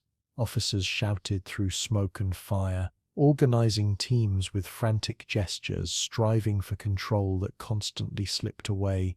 Sailors scrambled across slick decks, some carrying wounded, others attempting to douse flames that leapt unpredictably. Torpedoes glided silently beneath the surface, sending explosions and shrapnel into already fractured vessels. Pilots maneuvered above, adjusting altitude and course with precise tense skill, engines humming like nervous hearts. The smell of burned metal, oil and salt filled lungs, grounding human senses in reality of peril. Every action carried immense weight, every second a test of courage against futility. Their thunder was real, but their targets already gone. Smoke and fire twisted into the night sky like living, malevolent spectres, obscuring ships and quays in a veil of destruction. Sailors fired continuously, searchlights slicing through the haze in frantic sweeps, arcs of light tracing chaos that could not be controlled. Explosions rocked decks, sending men, debris and equipment into brief, terrifying flight. Officers moved among chaos, shouting orders, gesturing, urging survival, yet aware that much of the harbor had already been lost. Waves tossed oil-fed fire and debris across water, a reflection of chaos mirrored in trembling eyes. Pilots above banked and adjusted, engines vibrating, hands gripping controls, delivering destruction with unnerving precision. Smoke rose in dense, acrid columns, scenting the night with cordite, burning metal, and oil. Small boats ferried survivors, slipping between flaming wrecks, faces pale and wet, hearts hammering. Each second carried devastation, fear, and heroism compressed into motion and sound. Their thunder was real, but their targets already gone. Dawn crept over Taranto Harbor, painting the scene in pale, cold light that revealed devastation with merciless clarity. Battleships lay twisted and capsized, their hulls scarred, masts broken like splintered bones against the sky. Smoke lingered in heavy, curling tendrils, rising from fire-fed oil slicks that stretched across blackened water. Sailors moved quietly along quays, faces drawn and eyes hollow, picking through debris and the bodies of colleagues who had not survived. The smell of burned steel, oil and salt clung to every surface, searing itself into memory as a tangible proof of loss. Officers recorded damage, their hands shaking slightly, while men stood in stunned silence, absorbing the scale of destruction. Water lapped lazily against twisted hulls, carrying with it scraps of wood, oil and personal effects, reminders of human presence swallowed by calamity. Cranes and quays bore silent witness, bent and blackened, shadows of industry that had failed to protect the fleet. The harbor, once a symbol of power, now seemed hollow and broken, a graveyard for pride and confidence alike. The pride of Italy lay shattered, not by fleets of iron but by wings of canvas. On the decks of Conte de Cavour, sailors gathered among the wreckage, inspecting damage with a grim sense of inevitability.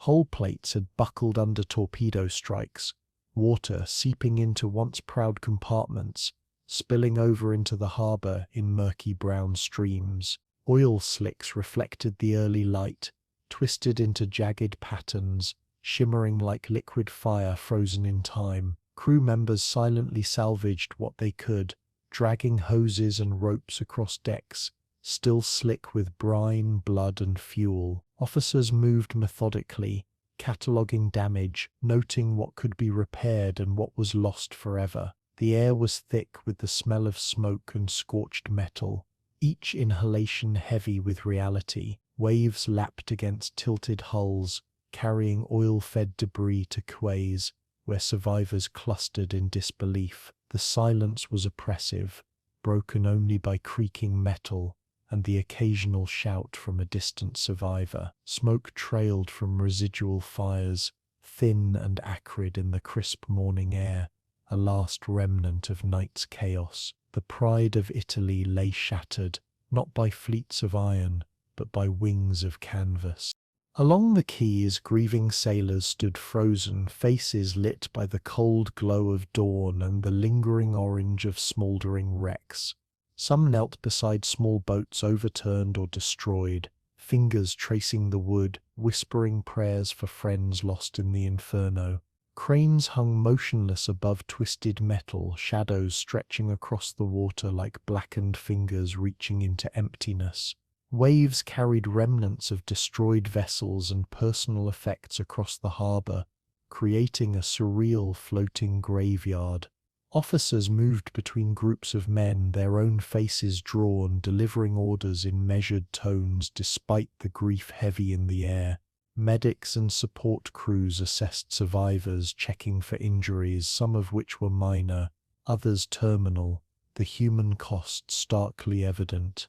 Smoke spiraled from smaller fires still burning on decks, thin trails curling into sky, suffused with the scent of scorched fuel and canvas. Sailors dipped hands into oil-streaked water, pulling floating objects toward quays with trembling determination.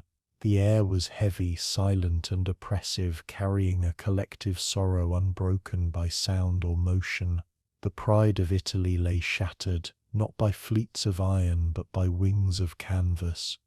From above, British pilots observed the harbour with a quiet, almost clinical detachment, engines idling after the night's exertion. Smoke rose from blackened decks in thin, winding columns, a visual record of the destruction wrought. Twisted masts and broken superstructures created jagged silhouettes against the cold, pale sky, reminders of vulnerability and the fleeting nature of power. The water reflected wrecks in surreal mirror images, oil slicks catching light and twisting it into liquid fire frozen in suspended motion. Small boats drifted aimlessly, crews stunned into stillness, rowing slowly through debris and remnants of chaos. Each wave carried the scent of salt, smoke, and burned metal, mixing into a tangible, oppressive reminder of consequences. Officers on British carriers noted damage below, eyes scanning for anything that survived, measuring impact against expectations.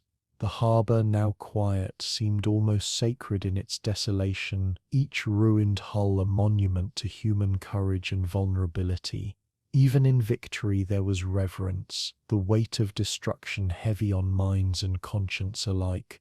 The pride of Italy lay shattered, not by fleets of iron but by wings of canvas. Along twisted piers sailors began the laborious work of recovery, hauling the wounded, securing floating debris, and marking the fallen. The harbour was a tableau of loss, each overturned boat and capsized ship a testament to both skill and vulnerability. Smoke still rose from small lingering blazes, acrid and oppressive, the scent clinging to uniforms and hair alike. Waves sloshed gently, carrying fragments of night's chaos across quiet water, juxtaposing violence past with serene morning calm. Officers moved methodically, coordinating salvage teams, assessing structural integrity, and cataloguing what could be saved or repaired. Sailors worked silently, faces etched with exhaustion, hands trembling from both effort and emotional weight. The light of dawn illuminated twisted metal, blackened hulls and scattered belongings, a stark reminder of vulnerability and loss. Oil slicks shimmered across water, black and viscous, reflecting sun in distorted, broken patterns. Cranes creaked overhead, their skeletal forms casting long shadows across broken quays. The pride of Italy lay shattered, not by fleets of iron but by wings of canvas. In the streets surrounding the harbour, civilians emerged cautiously, drawn to smoke and rumour, witnessing devastation with wide, disbelieving eyes. The scent of burning fuel and metal carried through alleyways, lingering as a bitter, acrid memory of night's fury. Cries of survivors mingled with distant creaks of wrecked ships, each sound a note in the melancholy symphony of loss. Officers and sailors coordinated rescue and recovery, faces pale, hands trembling as they moved through shattered streets and piers. Small boats and rafts drifted, carrying men and supplies to safer locations, navigating a landscape transformed by fire, water, and destruction. Smoke continued to curl upward, thin and ghostly now, a visual residue of chaos and fury that had swept through the harbour. Sailors stood in silence, some kneeling, some leaning against rails, eyes tracing shapes of ships that had once symbolized strength and pride. Waves lapped slowly, indifferent, carrying floating debris past quays and wrecks alike. The early morning sun illuminated twisted steel and burnt wood, a stark and unrelenting testament to cost and consequence. The pride of Italy lay shattered, not by fleets of iron but by wings of canvas. From the vantage point of surviving officers, the scope of loss was staggering. Every vessel a lesson in vulnerability and consequence. Decks were scarred, superstructures bent, masts broken, and oil slicks shimmered across water like ink on glass.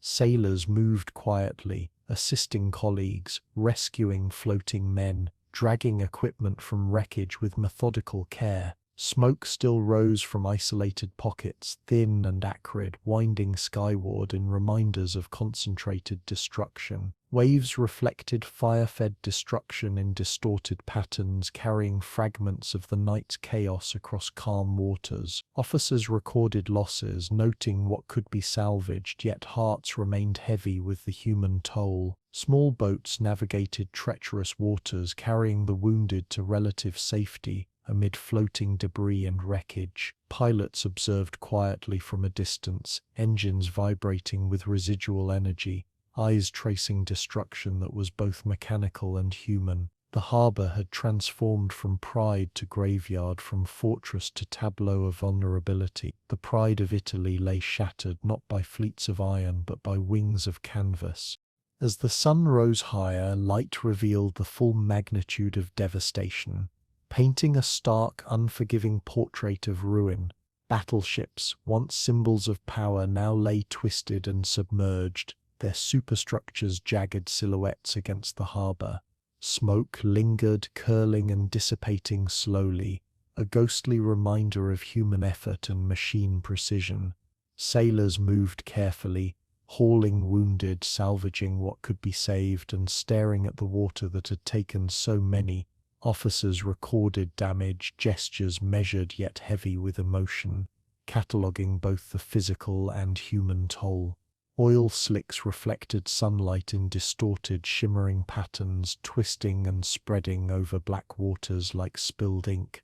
Cranes and piers, bent and blackened, stood as silent witnesses to destruction and courage alike.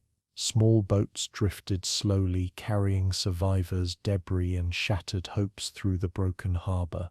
Silence settled gradually, broken only by lapping waves and distant, isolated cries. The pride of Italy lay shattered not by fleets of iron but by wings of canvas. In Rome, Mussolini sat rigidly at a long, polished table, his eyes fixed on maps that no longer inspired confidence but dread. His generals whispered urgently, pointing to capsized ships and burning harbour diagrams, each line a scar across Italian pride. telegrams arrived in rapid succession, crackling with news of losses, sinking any remaining illusions of invincibility. The smell of smoke and burnt oil from the harbour lingered in reports and in memory, colouring discussions with visceral weight. Officers gestured emphatically, voices rising and falling like waves. Yet every argument seemed to collide with the immovable fact of catastrophe.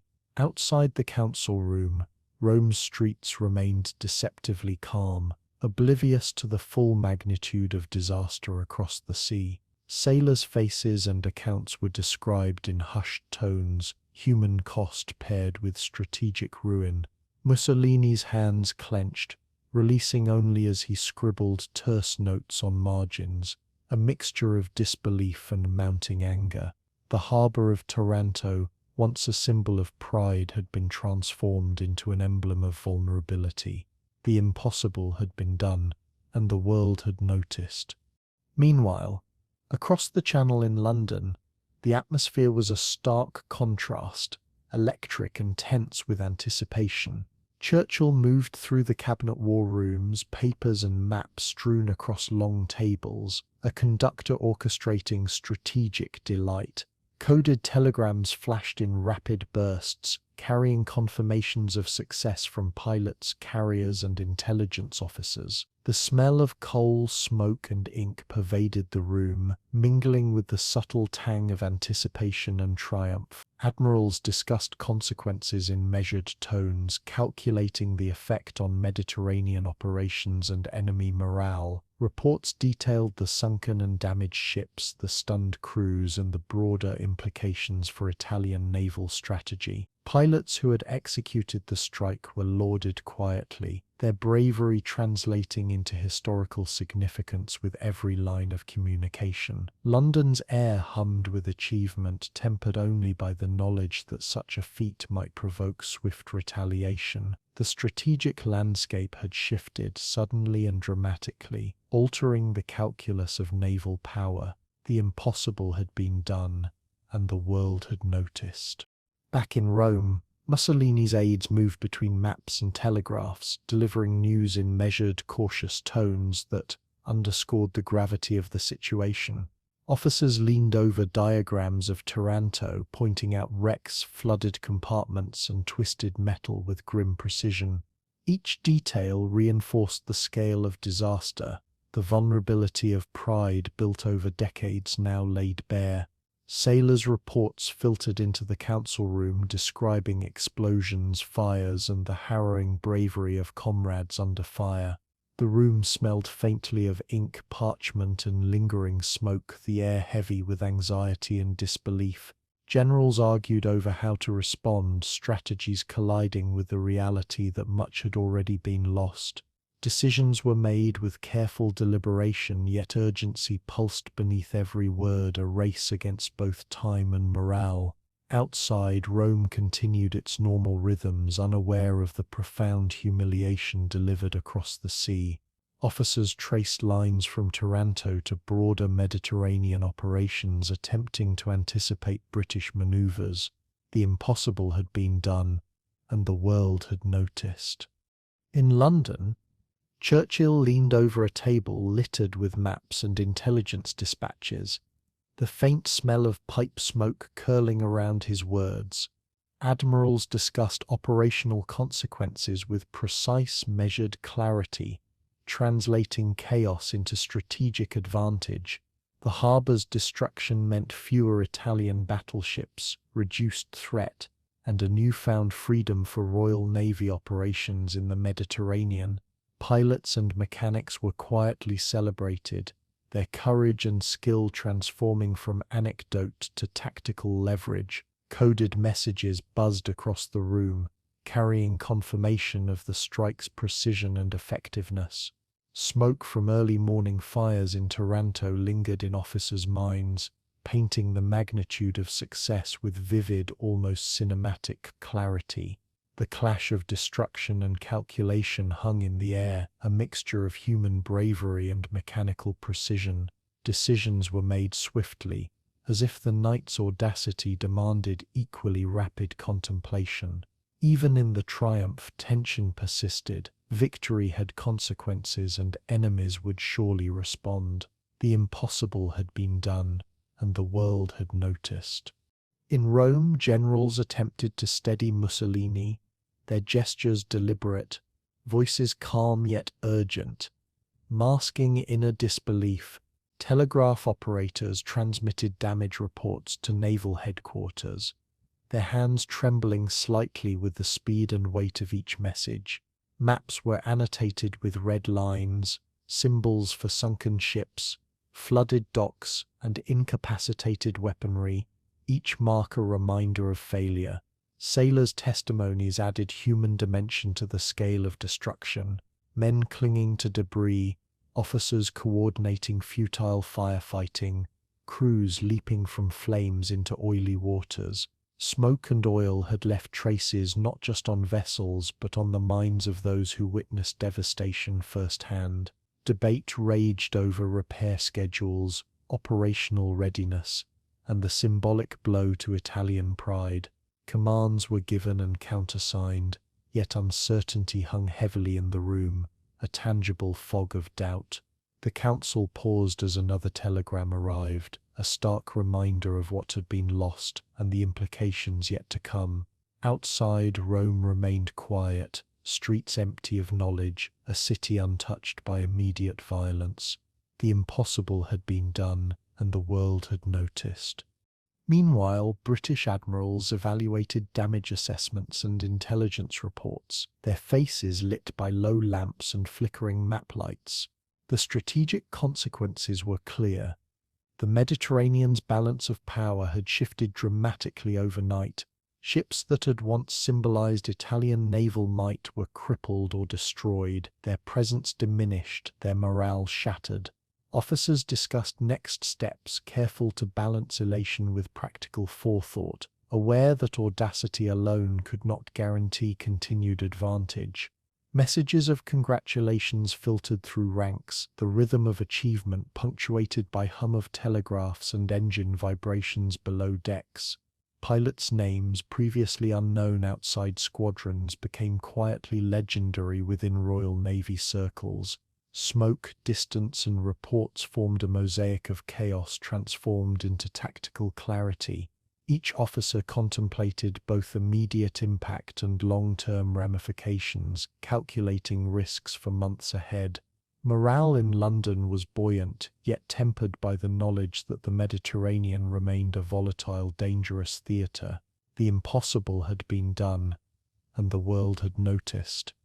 Back in Rome, Mussolini's jaw tightened as aides detailed the structural and human losses at Taranto. Sailors' testimonies were read aloud, recounting explosions, fires, and acts of courage, voices trembling through telegraphs and reports. Generals debated the political and strategic consequences, weighing public perception against naval reality. Smoke and fire from the night before had vanished physically, yet the psychological imprint persisted, heavy and unrelenting. Officers traced projected repair timelines, the strain of resources and manpower evident in every estimate. Each line on the map, each telegram reminded them of vulnerability previously unimagined, pride undermined by audacity and innovation. Outside the council room, Rome remained calm, indifferent to the profound humiliation enacted across the sea. Strategic recalibration began in hushed tones, plans rewritten, contingencies evaluated with grim attention. The juxtaposition of audacity and failure weighed heavily on minds and morale alike. The impossible had been done, and the world had noticed. In London, the High Command met in quiet satisfaction, yet aware of the responsibilities now imposed by sudden advantage. Maps lay open, charts marked, and intelligence reports stacked neatly, each representing a precise, controlled understanding of a chaotic night. Churchill moved between officers, absorbing details, offering praise, calculating risks, and projecting next steps with unerring clarity. The smell of paper, ink, and faint smoke lingered in the dimly lit room, mingling with subtle tension and restrained exhilaration. Pilots' daring exploits became strategic assets, analyzed and commended, proof that human courage combined with ingenuity could shape history. Admirals discussed resupply, reinforcement, and potential Italian countermeasures, each word precise, deliberate, measured. Reports detailed sunken ships, incapacitated weapons, and disrupted operations, translating destruction into strategic leverage. The British command understood that audacity had redefined naval warfare, a lesson paid for in fire and courage. Telegrams flashed across Europe, carrying news that would ripple through capitals and fleets alike. The impossible had been done, and the world had noticed. Across the globe, reports of Taranto arrived like thunder over calm seas, their implications resonating far beyond the Mediterranean. In Tokyo, naval attachés unfurled maps and diagrams, eyes scanning the damaged Italian fleet with intense scrutiny. Smoke and fire, described in telegraphs and photographs, became lessons in audacity, precision, the vulnerability of even the proudest fleets. The scent of ink, paper, and faint cigarette smoke lingered in briefing rooms as officers whispered, calculated, and debated. Torpedoes gliding beneath anchored ships, once abstract in theory, were now proven instruments of strategic disruption. Charts were annotated meticulously, lines drawn to indicate angles, arcs, and depth of impact, as if tracing the path of inevitability itself. Officers discussed naval aviation, the transformation of carriers into instruments of sudden destruction, and the changing nature of maritime warfare. In quiet corners, junior officers speculated on operational parallels to their own harbors, the seeds of foresight planted firmly. Beyond Taranto, every naval power considered the lessons, risks, and consequences of complacency. From Taranto's harbor, a shadow stretched across the Pacific. Japanese admirals convened in dimly lit chambers, papers stacked, diagrams spread wide on lacquered tables. The smell of tatami mats mixed with ink and the faint tang of incense, grounding discussions in ritualized gravity. Torpedo angles and armor vulnerabilities were debated in hushed tones, voices carrying weight that transcended language. Maps of distant harbors, including Pearl Harbor, were annotated, hypothetical lines drawn with deliberate care. Observers noted the audacity of night strikes, the daring integration of aircraft and intelligence, the precision against seemingly invulnerable vessels. The visual record of Taranto burned itself into minds, photographs of flames, twisted metal, and men in chaos, a stark reminder of naval fragility. Officers traced the flight paths of swordfish biplanes, imagining how similar tactics could strike their own enemies. Discussions stretched late into the night, punctuated by sips of green tea and contemplative silence. Every diagram, every calculation reinforced a lesson already echoing across oceans. From Taranto's harbor, a shadow stretched across the Pacific. In London, Admiralty officers observed the indirect consequences with keen interest, aware that Taranto's impact would ripple globally. Maps and intelligence reports were spread across tables, lines drawn between ports, harbors, and potential theaters of conflict. Smoke from Taranto lingered in memory, a visceral reminder of innovation and courage prevailing against numerical superiority. The smell of coal and ink in briefing rooms underscored the weight of responsibility and opportunity. Pilots' reports, precise and meticulous, were studied for tactics, timing, and lessons applicable worldwide. Officers debated the broader ramifications, imagining how other powers might react to the demonstration of carrier-based naval supremacy. The subtle tremors of strategy were felt in every conversation, every adjustment of maps and dispatches. Telecommunication lines hummed with coded messages, transmitting both confirmation of success and analysis of implications.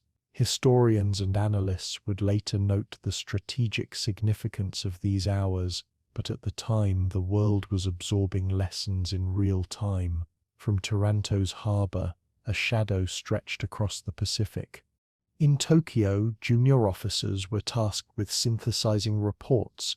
Each photograph, each diagram, each survivor's account, a puzzle piece in a growing picture of vulnerability.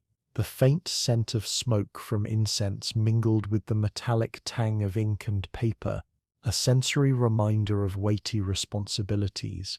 Each observation reinforced the notion that anchored ships were exposed, that naval pride could be undone by audacious air power. Whispered speculations turned into formal assessments, recommendations drafted with precision and urgency, torpedo modifications, aircraft deployment and night operations were analyzed, tested against potential scenarios across the Pacific. Smoke from imagined fires hung over paper sketches, illustrating the consequences of tactical oversight. Officers traced enemy flight paths and plotted angles of approach, attempting to internalize the mechanics of disaster. Maps of Pearl Harbor and distant islands became hypothetical theaters of replication and rehearsal. Shadows of possibility weighed heavily in every gesture, glance and line drawn. From Taranto's harbor, a shadow stretched across the Pacific. Across the Mediterranean, Italian commanders struggled to reconcile humiliation with reality, their pride wounded but attention inevitably drawn toward potential global consequences. Reports filtered slowly, the scent of ink and paper intermingled with the briny tang of distant waters. Officers pored over diagrams, attempting to extract lessons while processing the human cost. Damage assessments were juxtaposed against strategic implications, the fragility of fleets suddenly undeniable. Outside the naval offices, smoke from still burning sections of the harbor lingered, a reminder that the Mediterranean had become a classroom of destruction. Discussions revolved around air defense, night operations, and the transformative role of carriers, each concept once theoretical, now terrifyingly practical. Japanese attaches would study these lessons in detail, yet Italian minds could only watch, a distant mirror reflecting inevitable global awareness. The world had taken note, every harbor, officer and fleet attentive to the precedent set by audacity. Conversations stretched from tactical minutiae to philosophical questions of vulnerability, pride and innovation. From Taranto's harbor, a shadow stretched across the Pacific. In London, strategic planners recognized that Taranto's consequences would extend far beyond the immediate theater of war. Maps were realigned, naval doctrines reconsidered, and intelligence prioritization adjusted with meticulous care. The faint hum of telegraphs punctuated the quiet deliberations, each message a whisper of global implication.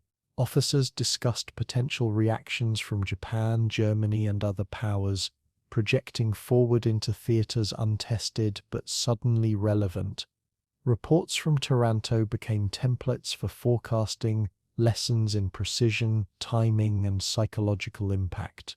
Pilots' courage was coupled with technological insight, demonstrating that daring alone could reshape naval calculations. Discussions in the war rooms stretched into the early hours, lines drawn and redrawn across global charts. Analysts considered implications for supply routes, fleet movements, and potential strikes far from the Mediterranean. Each officer understood the significance. What happened at Taranto was no isolated event, but a demonstration with strategic resonance worldwide. From Taranto's harbor, a shadow stretched across the Pacific. Back in Tokyo, officers debated naval training, aircraft deployment, and tactical replication of carrier strikes, their fingers tracing imaginary flight paths over maps of distant harbors. The smell of ink, wood polish, and incense clung to the room, grounding theory in ritual and gravity. Lessons of audacity, precision, and surprise became central to operational planning, shaping doctrines that would define naval warfare for decades. Discussions were accompanied by silent observation of photographs depicting fire, chaos, and destruction at Taranto, the human dimension of strategy evident in every frame. Aircrew's skill and coordination were analyzed, dissected, and imagined against future adversaries. Maps were annotated with angles, distances, and potential approaches, each line a rehearsal of forethought and possibility. Officers contemplated not just mechanics but psychology, fear, surprise, and the fragility of human confidence. Smoke curling from incense seemed to mimic the lingering shadows of the Mediterranean night, tying physical space to memory and foresight. Every decision carried weight, as the ripple of one audacious attack began to influence the thinking of naval powers across oceans. From Taranto's harbor, a shadow stretched across the Pacific. Finally, the significance of Taranto crystallized across continents, a quiet realization of vulnerability, opportunity, and forewarning. Admirals in London, Tokyo, and Rome understood that one night could redefine naval doctrine and global calculations.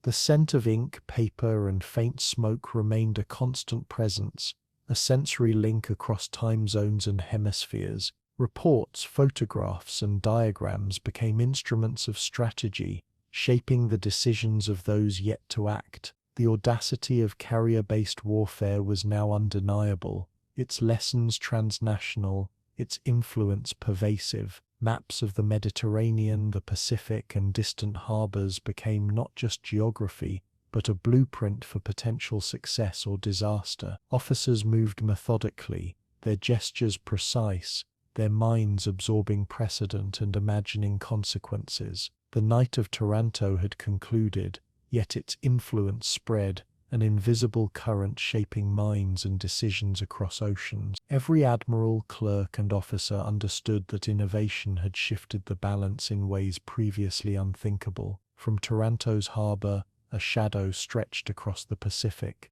In the aftermath of Taranto, naval engineers gathered under dim lights, inspecting torpedo nets stretched along harbor walls, their metal links glinting faintly. Smoke from burning lamps mingled with the tang of oil, copper, and salt-laden air drifting from distant seas. Diagrams of sunken ships lay scattered across tables, each mark and annotation a story of failure, vulnerability, and insight. Officers debated angles of approach, torpedo depth, and the physics of explosive displacement with meticulous care. Sailors' testimonies of near misses and deadly miscalculations added human dimension to calculations, their voices trembling yet precise. Photographs of charred decks and twisted hulls were examined in silence, the scale of destruction a visual manual for future strategy. Engineers traced lines from aircraft to impact points,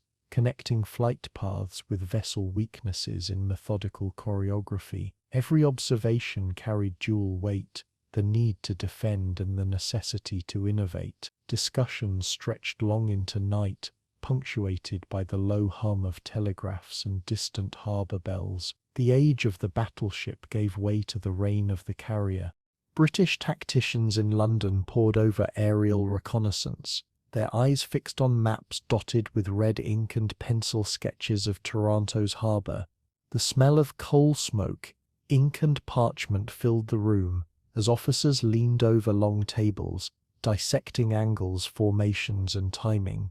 Flight paths were measured to the second, torpedo arcs traced with exacting precision. Officers debated how lessons could be codified into doctrine, turning audacious success into replicable strategy. Mechanics detailed aircraft payloads, fuel loads, and engine performance, translating human courage into logistical calculation. Photographs of fires and debris became more than images. They were blueprints of opportunity and caution. Every page, every line, every smudge of ink contributed to the evolving understanding of carrier supremacy. Officers compared Taranto's vulnerabilities with other harbors, plotting hypothetical engagements with methodical care. Maps shifted under hands, pens scratching annotations in rhythm with analytical minds. The age of the battleship gave way to the reign of the carrier. In Italian naval academies, commanders convened to study failures with grim intensity, their pride tempered by brutal clarity. Smoke from cigarettes curled lazily in the air, mingling with the faint metallic scent of ink and brass instruments.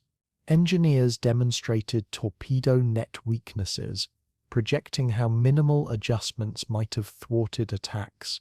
Officers traced flight paths of swordfish aircraft, reconstructing angles of approach, altitude, and timing with obsessive focus.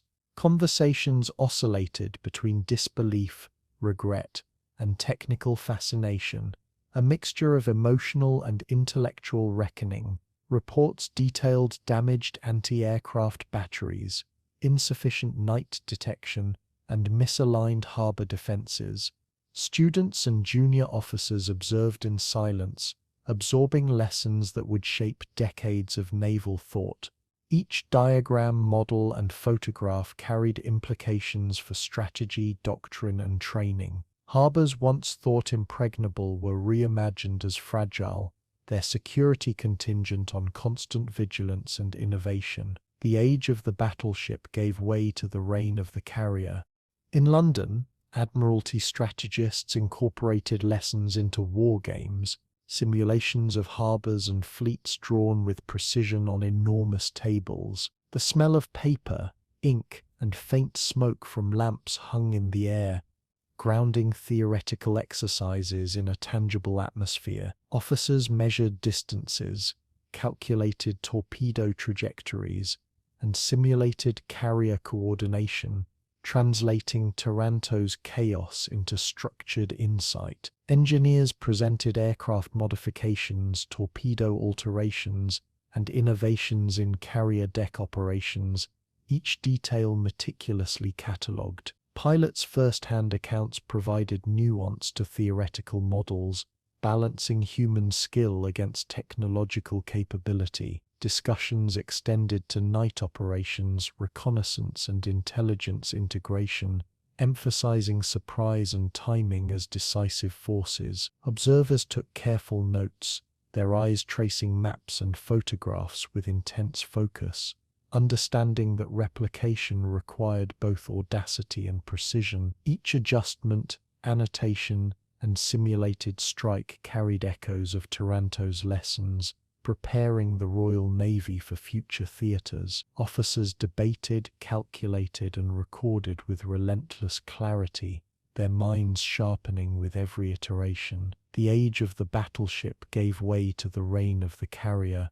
In Rome, high-ranking officers convened in somber councils, grappling with both humiliation and revelation. The scent of ink, paper, and faint smoke from distant fires lingered in the room, marking the residue of recent chaos. Maps of Taranto and other Mediterranean harbors were unrolled, annotated with vulnerabilities, torpedo trajectories, and defensive gaps. Engineers demonstrated models of torpedoes, nets, and armor plating, tracing points of failure with meticulous precision. Discussions alternated between technical detail and strategic philosophy, as commanders attempted to reconcile human error with structural weakness. Sailors' accounts read aloud described panic, improvisation, and courage under fire, grounding analysis in lived experience. Lessons were catalogued into manuals, diagrams, and oral instruction, forming a curriculum of necessity and survival. The room resonated with quiet urgency, the acknowledgement that future attacks might not allow the same margin for error.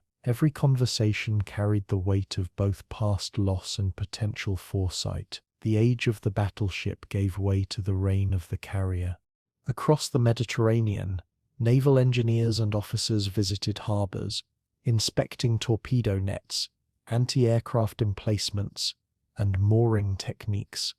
their hands tracing imperfections in metal and rope. The smell of salt, oil, and freshly cut timber mingled with ink-stained papers from previous night's study. Photographs and diagrams were referenced constantly, linking observation to practice, theory to reality. Officers debated placement, angle, and depth with meticulous care, recognizing that even small adjustments might prevent catastrophe. Sailors' voices recounted emergency maneuvers, firefighting improvisations, and moments of ingenuity, humanizing the technical discussion. Maps of Taranto and comparative harbors were annotated with red ink, lines indicating potential vulnerabilities, approach vectors and defensive counters. Conversations flowed between engineers, strategists and operators, blending intellectual insight with practical experience. The sound of waves against docks, the vibration of metal chains, and the distant clanging of tools underscored the tangible presence of learning. Every observation, every model, and every sketch carried the weight of foresight. The age of the battleship gave way to the reign of the carrier. In London, strategists gathered in the war rooms to formalize doctrine derived from Taranto, a codification of success into operational theory. Smoke from lamps mingled with the scent of ink and paper, a sensory reminder of both urgency and accomplishment. Flight patterns, torpedo arcs, and carrier formations were traced on maps with precise calculation. Officers debated command structures, coordination methods, and reconnaissance requirements, emphasizing integration across technology and personnel. Each analysis reinforced the lesson that surprise, agility, and innovation outweighed sheer firepower alone. Pilots' recollections were distilled into training modules, their experiences forming the backbone of future operations. Every diagram, calculation, and model reflected the synthesis of courage, skill, and mechanical ingenuity. Observers understood that these lessons would not merely prepare for conflict, but redefine the very nature of naval engagement. Strategies born in response to disaster were now instruments of dominance, reshaping maritime doctrine for years to come. The age of the battleship gave way to the reign of the carrier. Finally, across seas and continents, the reverberations of Taranto reshaped thought, training, and doctrine alike. Officers in Rome, London, and Tokyo absorbed lessons, internalizing the interplay of human skill, mechanical innovation, and strategic audacity. Maps, diagrams, torpedo nets, and aerial photographs became instruments of insight, translating past catastrophe into future preparedness. Engineers, tacticians, and pilots debated, calculated, and rehearsed, ensuring that lessons were encoded across fleets and generations. Discussions mingled practical detail with philosophical reflection, the fragility of tradition juxtaposed with potential for reinvention. Harbors once deemed invulnerable were re-evaluated, emphasizing vigilance, integration, and adaptive strategy. Lessons from Taranto became the foundation of a new naval paradigm, guiding decisions, innovations, and doctrine. Each officer, pilot, and engineer carried the imprint of that night, a memory forged in fire and courage. Every strategy derived bore the weight of insight and foresight combined. The age of the battleship gave way to the reign of the carrier. In the early dawn, survivors clung to fragments of shattered ships, their hands slick with oil and blood, faces etched with exhaustion and disbelief. The salty wind bit at exposed skin as cries of the wounded mingled with the gentle lapping of the sea. Lanterns swung gently across decks and floating debris, illuminating eyes that had witnessed fire consume steel and smoke choke the harbor. Each rescued sailor told stories of sudden explosions, of friends lost to the unforgiving night, and of courage found in the unlikeliest moments. Salt water stung cuts, mingling with the acrid tang of smoke, embedding the memory of chaos into flesh and mind. Medics moved swiftly, bandaging, carrying, and comforting, their own hands trembling despite years of training. The distant boom of collapsing structures echoed across the harbor, a relentless reminder of destruction's scale. Amid the devastation, quiet heroism emerged, sailors guiding comrades risking drowning to save a life, ignoring their own exhaustion. Every movement, every choice carried weight far beyond survival, testing the limits of resolve. Beyond steel and fire, it was men who paid the price. British pilots huddled in cramped carrier quarters, writing hurried letters and diary entries by flickering lantern light. Ink bled slightly on the coarse paper as hands shook from cold adrenaline and the lingering smell of fuel and cordite. Some wrote to mothers, others to sweethearts or fathers, each word a fragile attempt to explain courage without the embellishment of glory. The hum of the engines from distant vessels became a low, persistent vibration beneath their feet, connecting them to the ongoing theatre of war. Conversations were minimal, silence was heavy, punctuated by the scratch of pen on paper and occasional deep, weary sighs. Memories of the night's flight flickered across minds, low strafing runs, the black mirror of water beneath, torpedo strikes, causing waves to leap skyward. Each man understood the delicate balance between daring and mortality, the thin line between triumph and oblivion. Letters were folded carefully, tucked into pockets or sealed envelopes, destined for hands that might never read them. Amid strategy and machinery, humanity persisted in these intimate acts of remembrance. Beyond steel and fire, it was men who paid the price. Italian sailors stumbled across broken decks and debris-strewn docks, faces streaked with soot, hair wet from both smoke and sea. The acrid tang of burning fuel filled the air, mixing with the sharp metallic scent of twisted steel. Families gathered near harbor edges, awaiting news, their anxious whispers punctuated by the distant crack of collapsing masts and hissing fires. Officers barked orders to salvage what remained, yet their voices often dissolved into the cacophony of pain and chaos. Men helped each other, lifting the injured, sharing rations, offering whispered encouragement amid tears and exhaustion. The distant cries of comrades lost resonated in every heartbeat, shaping the weight of grief into an unspoken camaraderie. Boats ferried survivors from wreckage, rocking in choppy water, each journey a precarious balance between hope and mortality. Smoke hung low across the harbor, drifting like a veil over a tableau of human endurance and despair. Children on the docks clung to parents, eyes wide, learning in one night the cost of distant strategy. Beyond steel and fire, it was men who paid the price. In quiet corners of command rooms, Italian officers recorded casualties, noting heroism alongside failure. Candle reflected off polished brass instruments, the soft scratching of quills against paper marking the meticulous accounting of loss. The faint smell of ink mixed with the lingering smoke from burnt timbers, embedding a somber gravity in every stroke.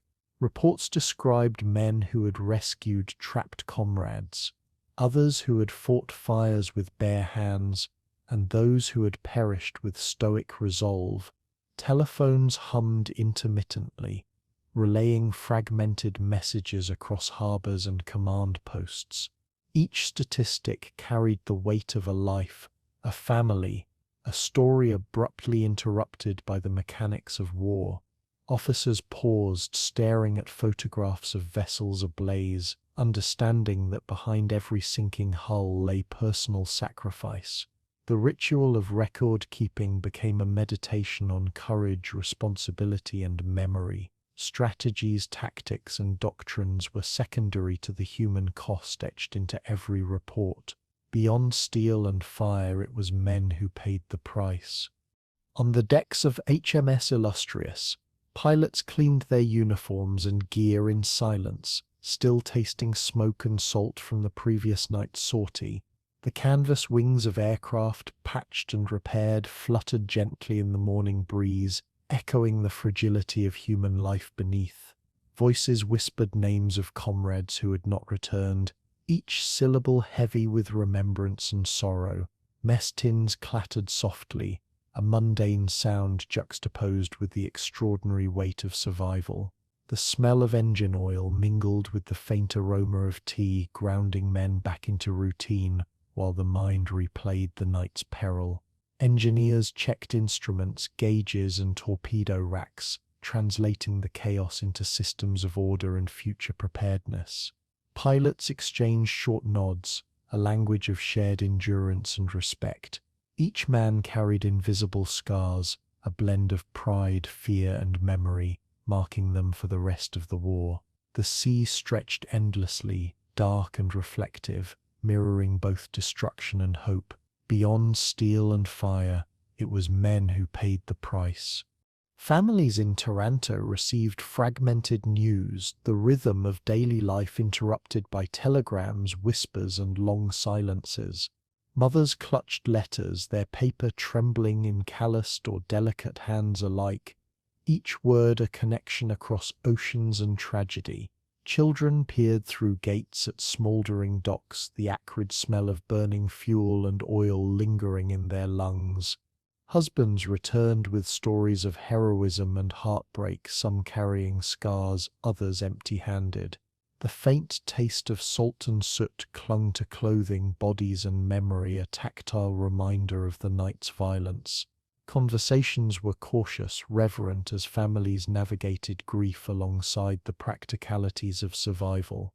Each embrace was weighted with relief and sorrow, the human cost extending beyond those in uniform. News of lost friends and neighbors spread, creating a collective mourning that threaded through the community. Yet even amid grief, small acts of courage persisted, sharing food, offering comfort, and recounting stories of bravery. Beyond steel and fire, it was men who paid the price.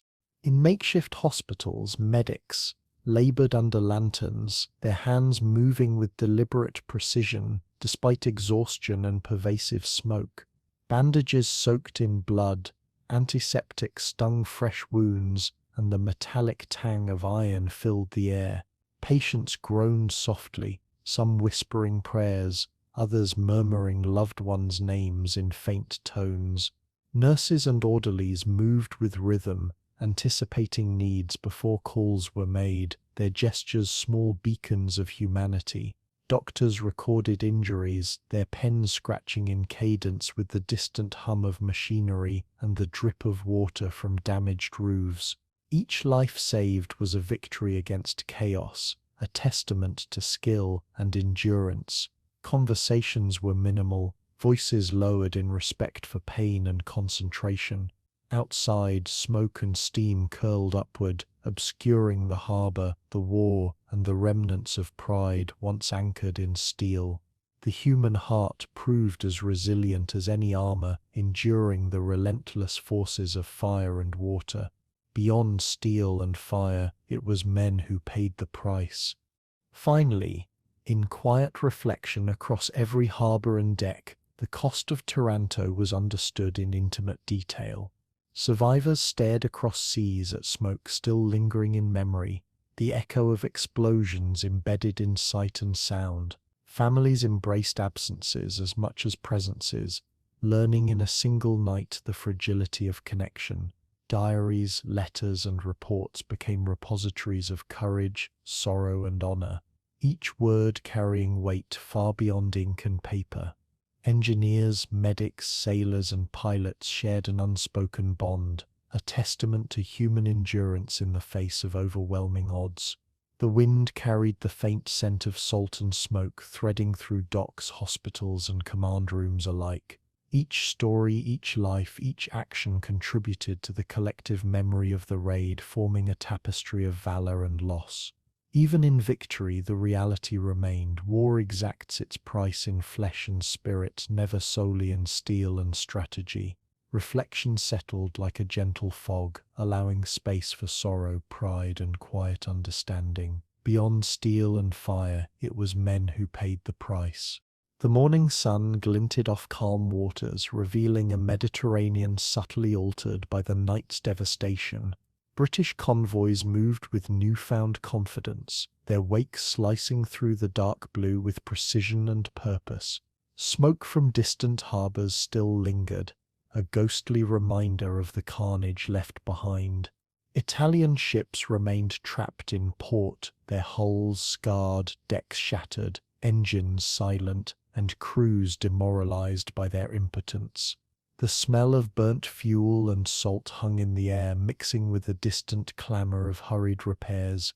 Sailors aboard the British vessels observed charts and signalling flags with alert focus, aware that opportunity demanded both caution and resolve. Every manoeuvre was measured, every distance calculated, each turn of the rudder a step toward dominance. Across the waves, the balance of power had subtly shifted, imperceptible to many but decisive to those who watched closely. The Mediterranean, once contested, now seemed to lean toward those bold enough to seize control. For the first time, the sea lanes bent toward Britain's survival.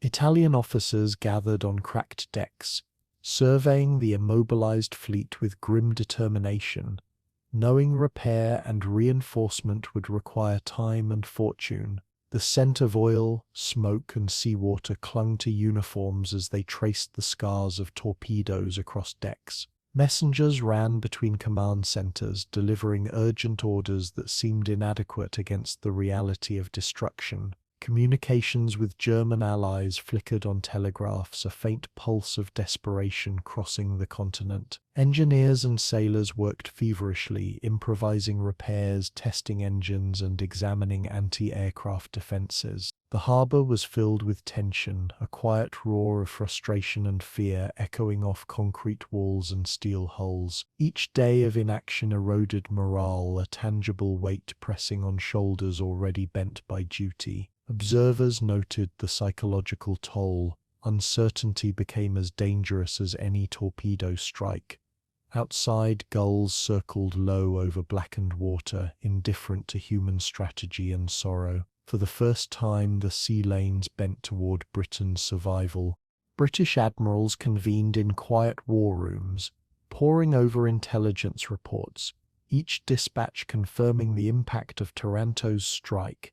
Maps of the Mediterranean were dotted with red markers indicating immobilized Italian capital ships, each mark a tangible advantage. Convoys were rerouted with confidence, escorts adjusted to meet threats already diminished by the prior night. Signals flashed across the North African coast, linking distant bases with a web of operational certainty. Officers calculated supply lines, anticipating both enemy hesitation and potential countermeasures. The hum of electrical equipment, the smell of ink and paper, and the low murmur of strategic debate filled the room. Every decision now carried the imprimatur of audacity justified by success. Pilots and sailors below decks felt the subtle shift, a mixture of relief and vigilance marking each movement. The Mediterranean, once a theatre of uncertainty, had tilted decisively under British control. For the first time, the sea lanes bent toward Britain's survival. German reinforcements began their slow approach, the rumble of engines and the metallic scent of fuel signalling urgency and anxiety. Officers pored over intelligence from Rome, piecing together the scale of Italian losses and the opportunity it presented.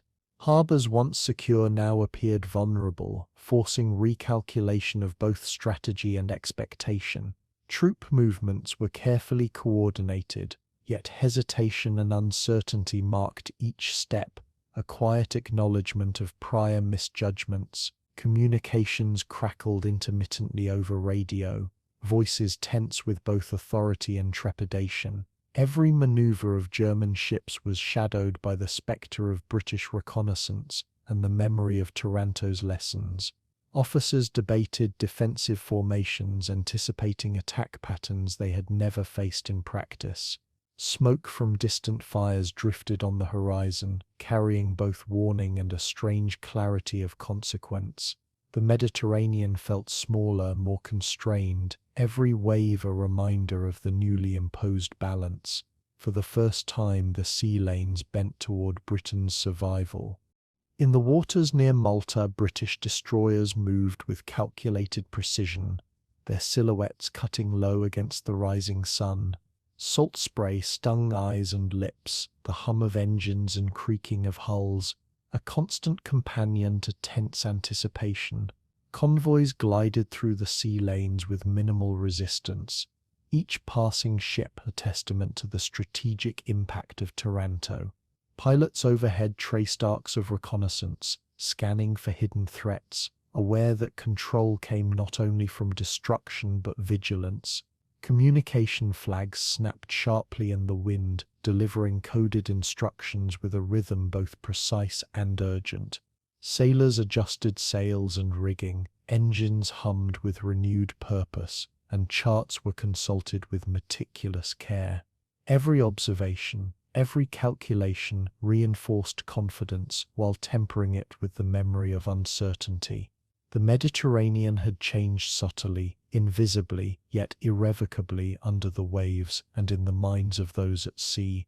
Shadows of prior threats lingered, but British command pressed forward with resolute momentum. For the first time, the sea lanes bent toward Britain's survival. Italian crews, repaired in part but far from ready, tested engines and drills, each failure a reminder of the night that had broken confidence.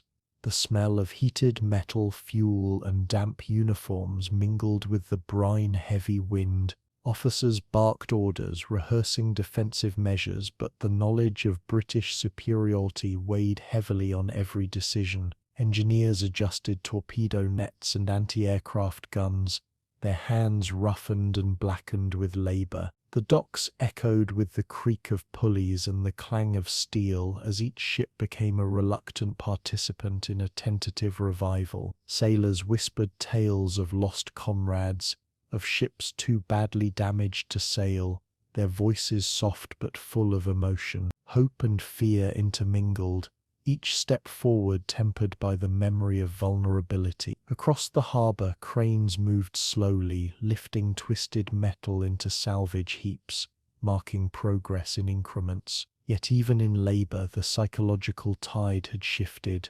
Confidence no longer flowed freely. For the first time, the sea lanes bent toward Britain's survival.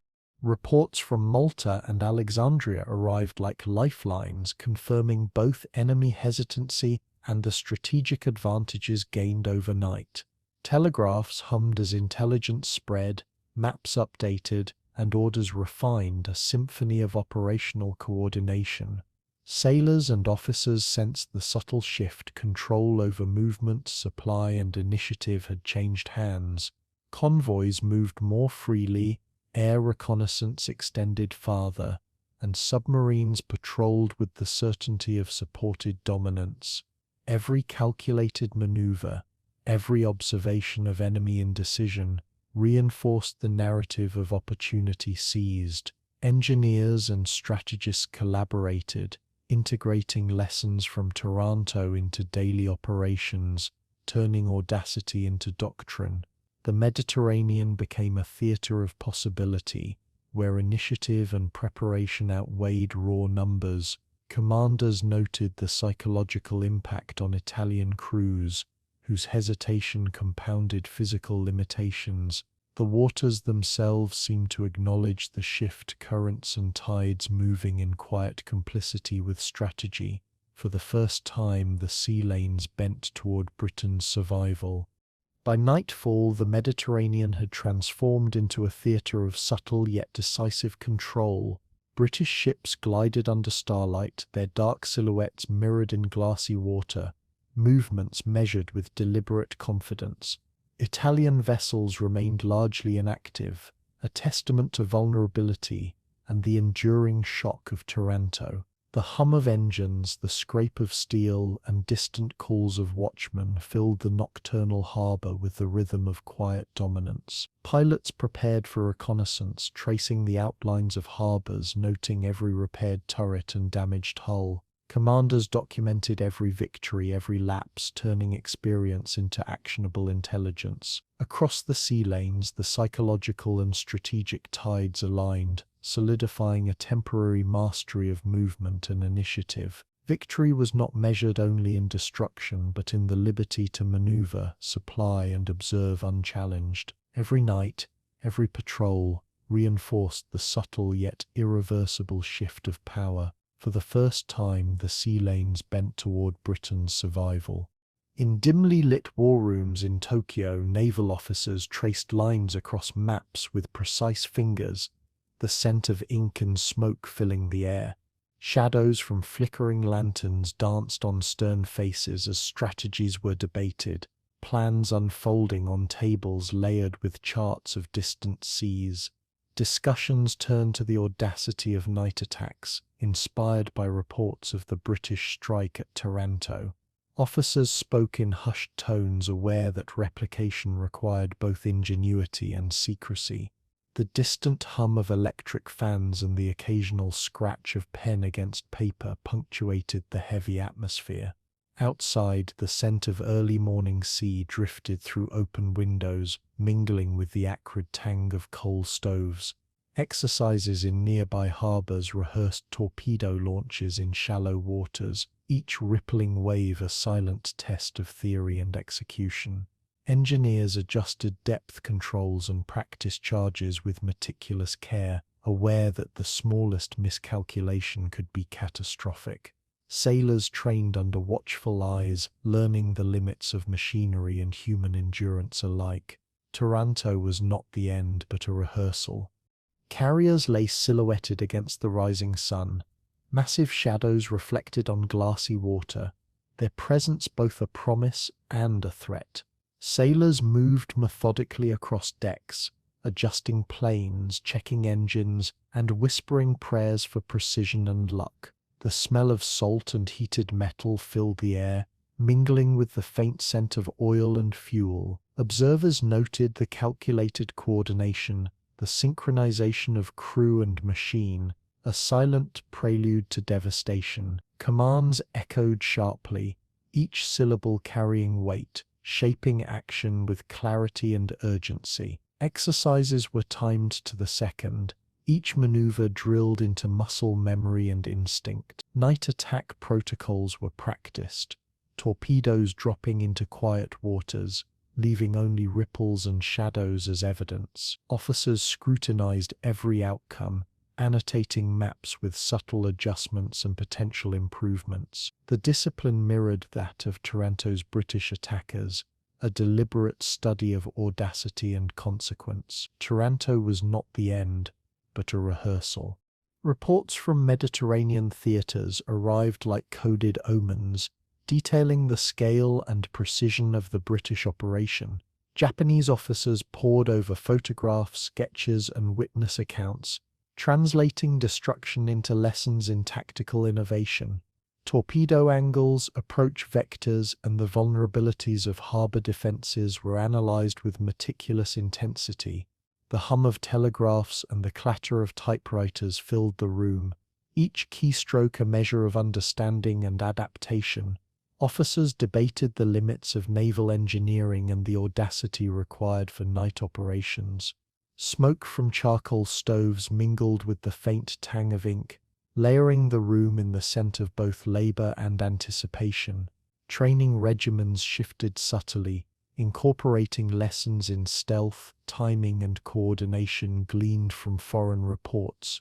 Sailors and pilots absorbed every detail, their motions a careful rehearsal of theoretical victory. Outside, the Pacific waves moved with deceptive calm, unaware of the storms to come. Taranto was not the end, but a rehearsal. In smaller offices, engineers tested torpedoes in shallow bays, the water's surface glinting under early light. Sparks from metal and subtle explosions filled the air with a scent of ozone and heated steel. Observers recorded each deviation, noting how depth, current, and hull design influenced performance. Sailors waded through shallow water, adjusting devices with careful precision, fingers numb from cold and concentration. Each misfire prompted detailed discussion, each success a quiet triumph that strengthened confidence. The rhythm of labor and observation was hypnotic, the faint lapping of waves punctuating human effort. The lessons were clear: audacity must be matched by understanding, and imagination tempered by precision. Officers documented every outcome in meticulous notebooks, aware that history and strategy intersected in these quiet waters. The future of naval warfare was being shaped here in the shadows of another continent's sea. Taranto was not the end, but a rehearsal.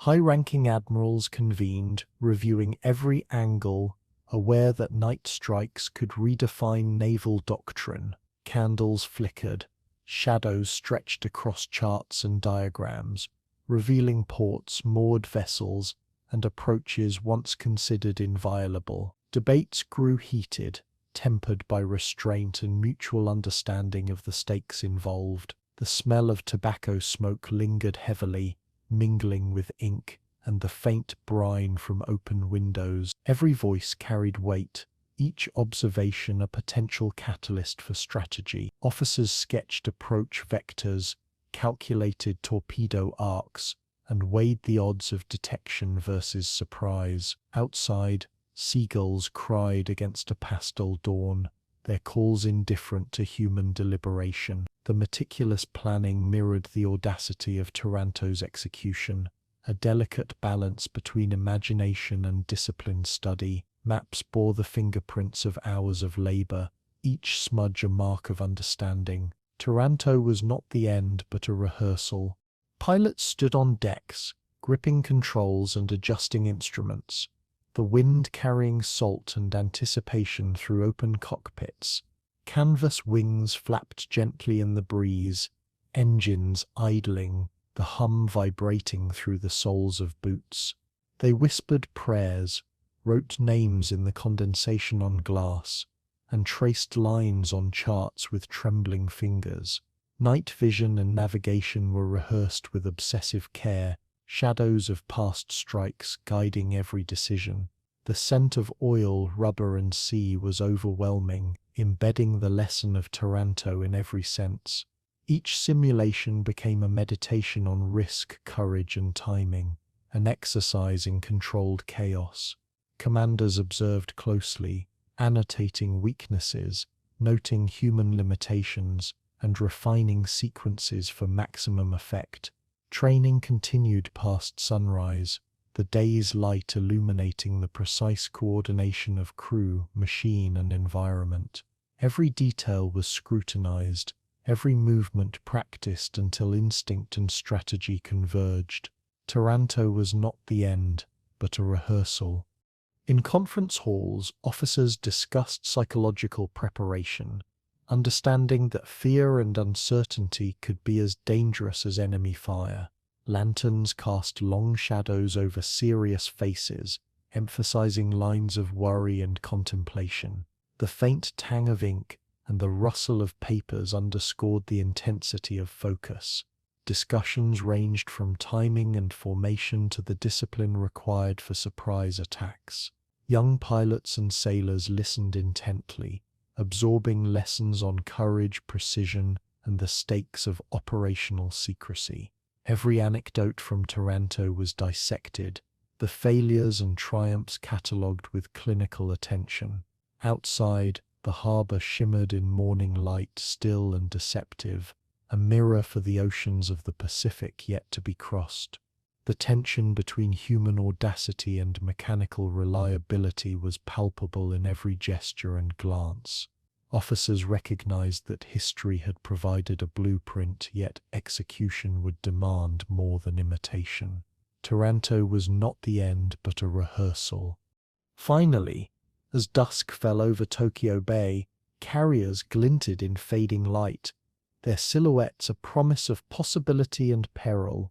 The hum of distant engines, the faint smell of seawater and oil, and the murmurs of careful instruction created a charged atmosphere of preparation. Officers traced final plans, adjusting for tides, wind, and human endurance, every detail a potential hinge between success and catastrophe. Pilots checked instruments and controls for the thousandth time, aware that timing, stealth, and precision would dictate outcomes far beyond their personal lives. The smell of heated metal and lubricants mingled with salt and sweat, embedding the lesson of past conflict into present practice. Crewmen practiced torpedo deployment, noting ripples, currents, and arcs, each repetition shaping instinct and muscle memory. Discussions of strategy moved seamlessly into drills, the line between theory and action fading with every passing moment.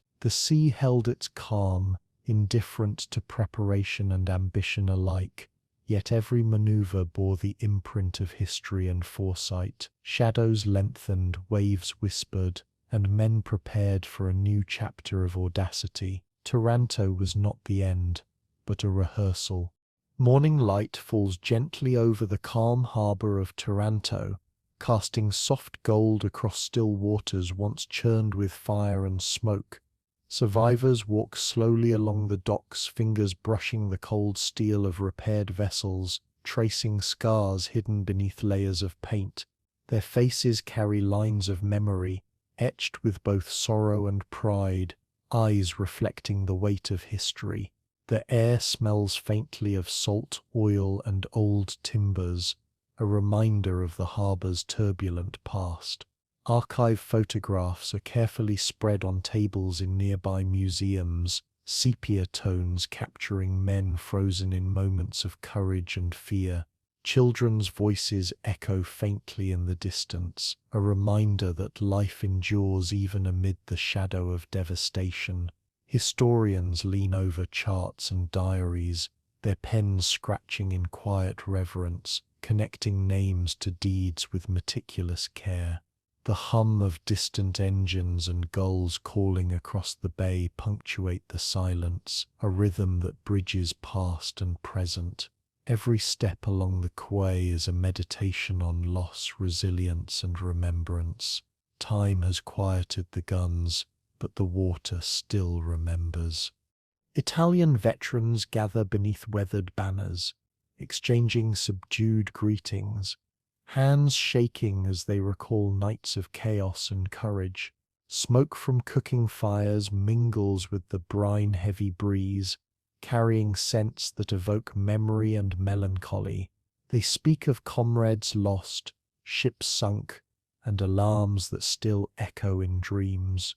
The harbour reflects fractured images of modern vessels alongside relics of wartime engineering, a mirror of continuity and change. Children and grandchildren watch silently, absorbing stories embroidered with both pride and regret. Olive trees sway gently nearby, their leaves whispering against the warm Mediterranean light, as if acknowledging the passage of decades. The smell of ink and aged paper from commemorative books mixes with salt air, grounding history in tangible presence. Some pause to place small wreaths along the quay, each flower a fragile testament to lives once consumed by fire and steel. Observers note the quiet dignity, a solemn acknowledgement that valor and loss are inseparable. Time has quieted the guns, but the water still remembers. British survivors revisit the port, eyes scanning familiar yet altered horizons, footsteps slow and careful on stone piers. Their uniforms are gone, replaced by civilian clothes, but the weight of experience lingers in posture and gaze. Old photographs pressed into palms reveal faces young and determined, now aged by decades of reflection and distance. The hum of distant harbour activity mingles with the scent of diesel and salt, a subtle reminder of ongoing life amidst memory. They pause near torpedo scars long since repaired, tracing the curves of destruction with reverent fingers. Conversations are soft, interspersed with long silences as images of comrades lost flicker behind weary eyes. The Mediterranean sun warms skin once chilled by night air, yet the chill of memory lingers in thought and breath. Small boats drift lazily, sails catching the breeze, a quiet contrast to the torrents of decades past. Each moment in the harbour becomes a meditation on courage, chance, and consequence. Time has quieted the guns, but the water still remembers. Archive rooms hold fragile photographs, letters and logs, their paper edges yellowed, ink faded, yet stories enduring. Scholars gently turn pages, inhaling the faint scent of history, listening for the voices embedded in script and sketch. Diagrams of ships and torpedo runs, once vital to strategy, now serve as tools of reflection and instruction. Film reels flicker silently on projectors, faces and engines frozen in grainy light, echoing the fury of past nights. Each image carries weight, a tangible manifestation of fear, bravery, and improvisation under fire. The metallic tang of storage cabinets mingles with dust and the faint aroma of varnished wood, grounding viewers in tactile reality. Observers note patterns, tracing decisions and consequences across Mediterranean waters and minds alike. Every page turned is a whisper, every photograph a bridge connecting then to now. The past breathes through these objects, shaping understanding and awe. Time has quieted the guns, but the water still remembers.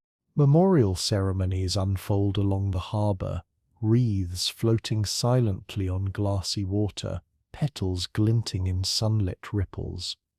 Bells toll, their low resonance vibrating through docks and stone, echoing across the serene bay.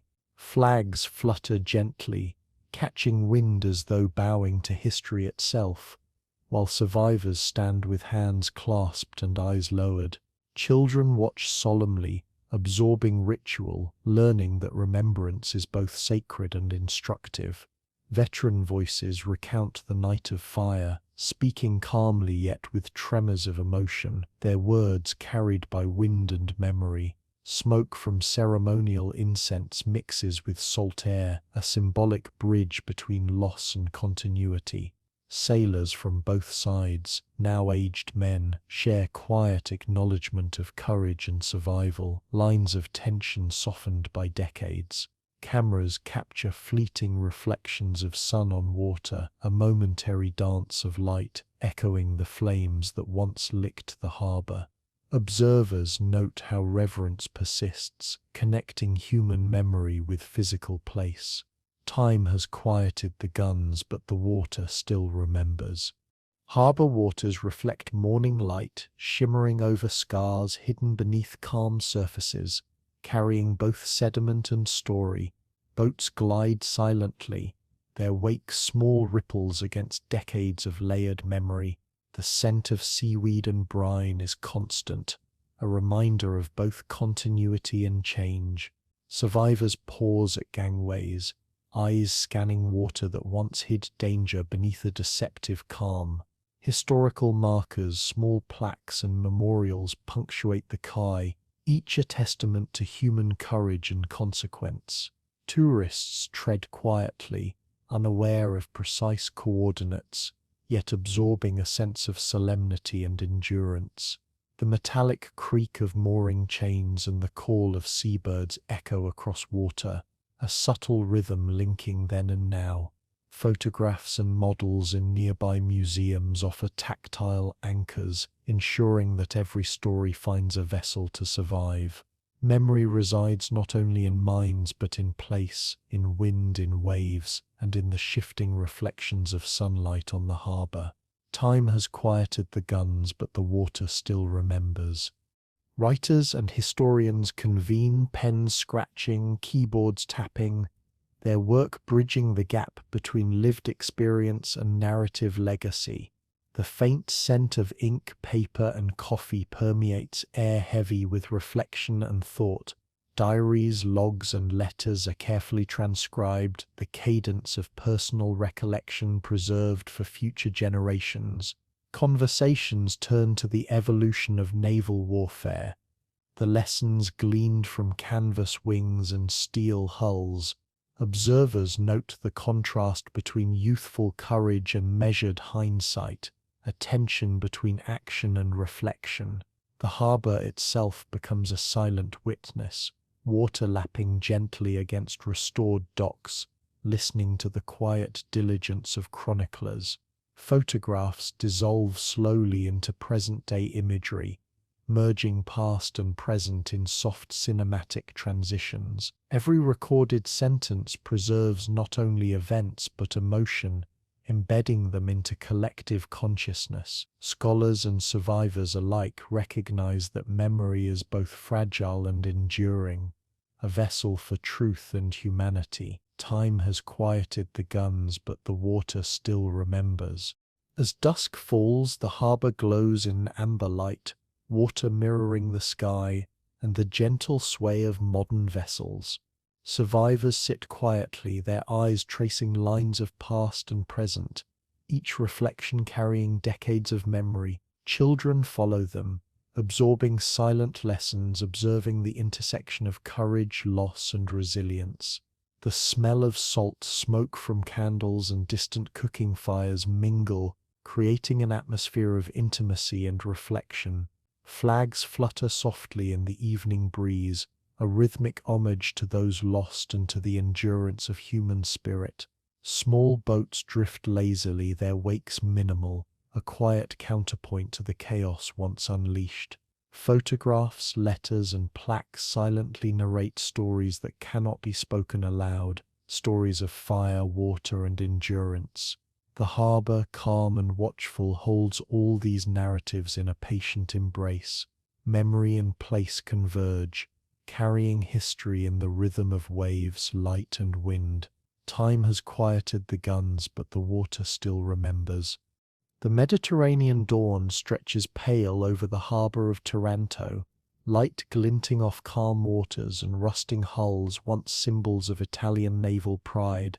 Aircraft carriers, sleek and modern, glide through the sea like silent sentinels, their decks alive with activity and purpose. The smell of heated metal, fuel, and salt hangs heavy in the air, mingling with the faint tang of history carried by the harbour breeze. Engineers inspect decks where canvas wings once took flight, marvelling at machinery now governed by hydraulics, radar, and precision. Survivors, both Italian and British, walk quietly along the quays, eyes tracing the silhouettes of ships that bear the lineage of innovation and audacity. Photographs of the 1940 strike are displayed in nearby museums, sepia faces staring back, a testament to courage and consequence. Seagulls wheel lazily above, indifferent yet poignant observers of time's passage and the evolution of war. Night skies, once pierced by tracer fire, now stretch calm, the stars reflected in waters that have absorbed centuries of human endeavour. Every vessel, old or new, carries echoes of the audacious night that reshaped naval doctrine. From the black waters of Taranto, a new age of war rose on canvas wings. Battleships, once titans of steel and fire, lie in various states of decay, monuments to an era eclipsed by innovation. Their hulls, barnacled and oxidized, groan faintly as waves lap against them, a subtle reminder of power relinquished. Tourists and historians wander among them, their footsteps echoing in the hollow corridors once teeming with sailors and officers. Smoke and soot stains linger faintly on metal, scars of night attacks frozen in time, yet softened by decades of weather and neglect. The scent of rust mingles with salt, a sensory testament to decay and transformation. Plaques and commemorations mark the events, framing destruction as both a lesson and a story. Each ship's silhouette against the sun evokes awe, reminding observers that even dominance can be ephemeral. The calm of the harbour belies the violence once unleashed, the contrast creating a solemn reverence. Survivors recount tales of explosions, fire, and courage, voices carrying the weight of memory. From the black waters of Taranto, a new age of war rose on canvas wings. Naval officers in distant ports study the evolution of carrier doctrine, tracing innovations directly to that fateful night. Models of swordfish biplanes rest beside simulations of modern aircraft, bridging decades of technological progression. The scent of machine oil, waxed decks, and sea salt fills classrooms and war rooms alike. Training exercises now emphasize carrier coordination, night strikes, and precision over brute force, principles first proven in Mediterranean darkness.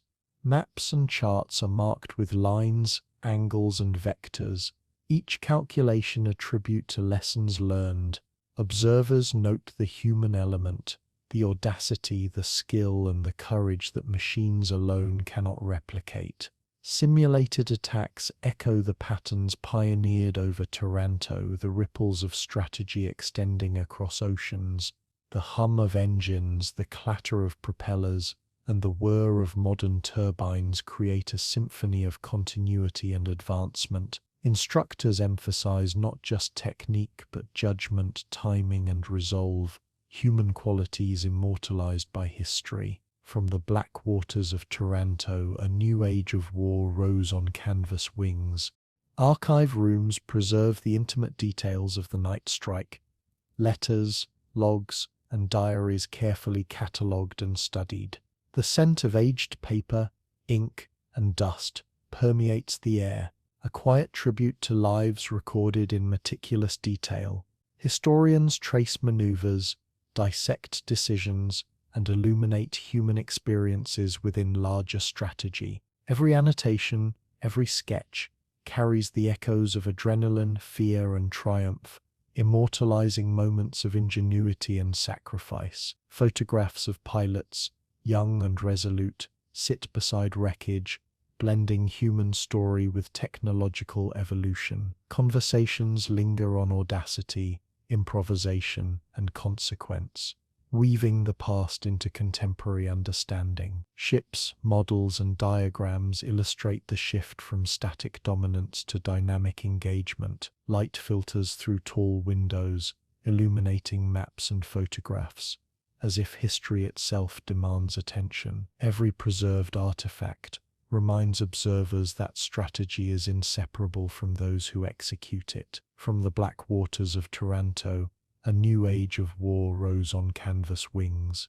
Harbor waters reflect modern carriers as they glide silently past older vessels, juxtaposing innovation against memory. Waves lap gently against hulls, carrying reflections of a sky once scorched by battle. Sailors on deck move with disciplined precision, the rhythm of drills echoing past and present. The smell of fuel, salt, and varnished wood mingles, bridging decades of technological and human progress. Observers note how every maneuver owes its existence to the audacity displayed in 1940. Veterans watch silently, a quiet smile tracing lines of memory and recognition across weathered faces. Aircraft engines whir overhead, a modern chorus that resonates with the ghosts of canvas wings and flares. Each coordinated takeoff, each controlled landing embodies lessons learned under fire and darkness. The contrast is stark. Destruction once wrought by daring hands now harnessed into enduring mastery. From the black waters of Taranto, a new age of war rose on canvas wings. Memorials along the quays honor both victory and sacrifice, wreaths and plaques reflecting on sunlit water. Smoke from ceremonial incense curls upward, blending with salt and seaweed, carrying whispers of decades past. Survivors pause, hands resting lightly on memorials, feeling the weight of comrades and adversaries alike. Flags flutter softly in the breeze, their shadows stretching over cobblestones that once shook with gunfire. Tourists and historians alike witness the solemnity, absorbing stories of valor and consequence. Photographs of young pilots, sailors, and officers hang in museums, capturing frozen expressions of courage, fear, and determination. The water laps quietly against piers, a rhythmic tribute to lives spent at sea and in service. Every ceremony underscores continuity, a bridge between human experience and historical legacy. Time has softened wounds, yet memory sharpens every reflection and gaze. From the black waters of Taranto, a new age of war rose on canvas wings. Evening descends over the harbour, painting modern vessels and rusting hulks in amber and rose. The hum of engines dies down, replaced by the distant call of gulls and gentle lapping of waves. Survivors linger, tracing memories on the water, shadows stretching long across the quays. Lights glint softly on decks, highlighting planes and machinery that continue the lineage of daring and innovation.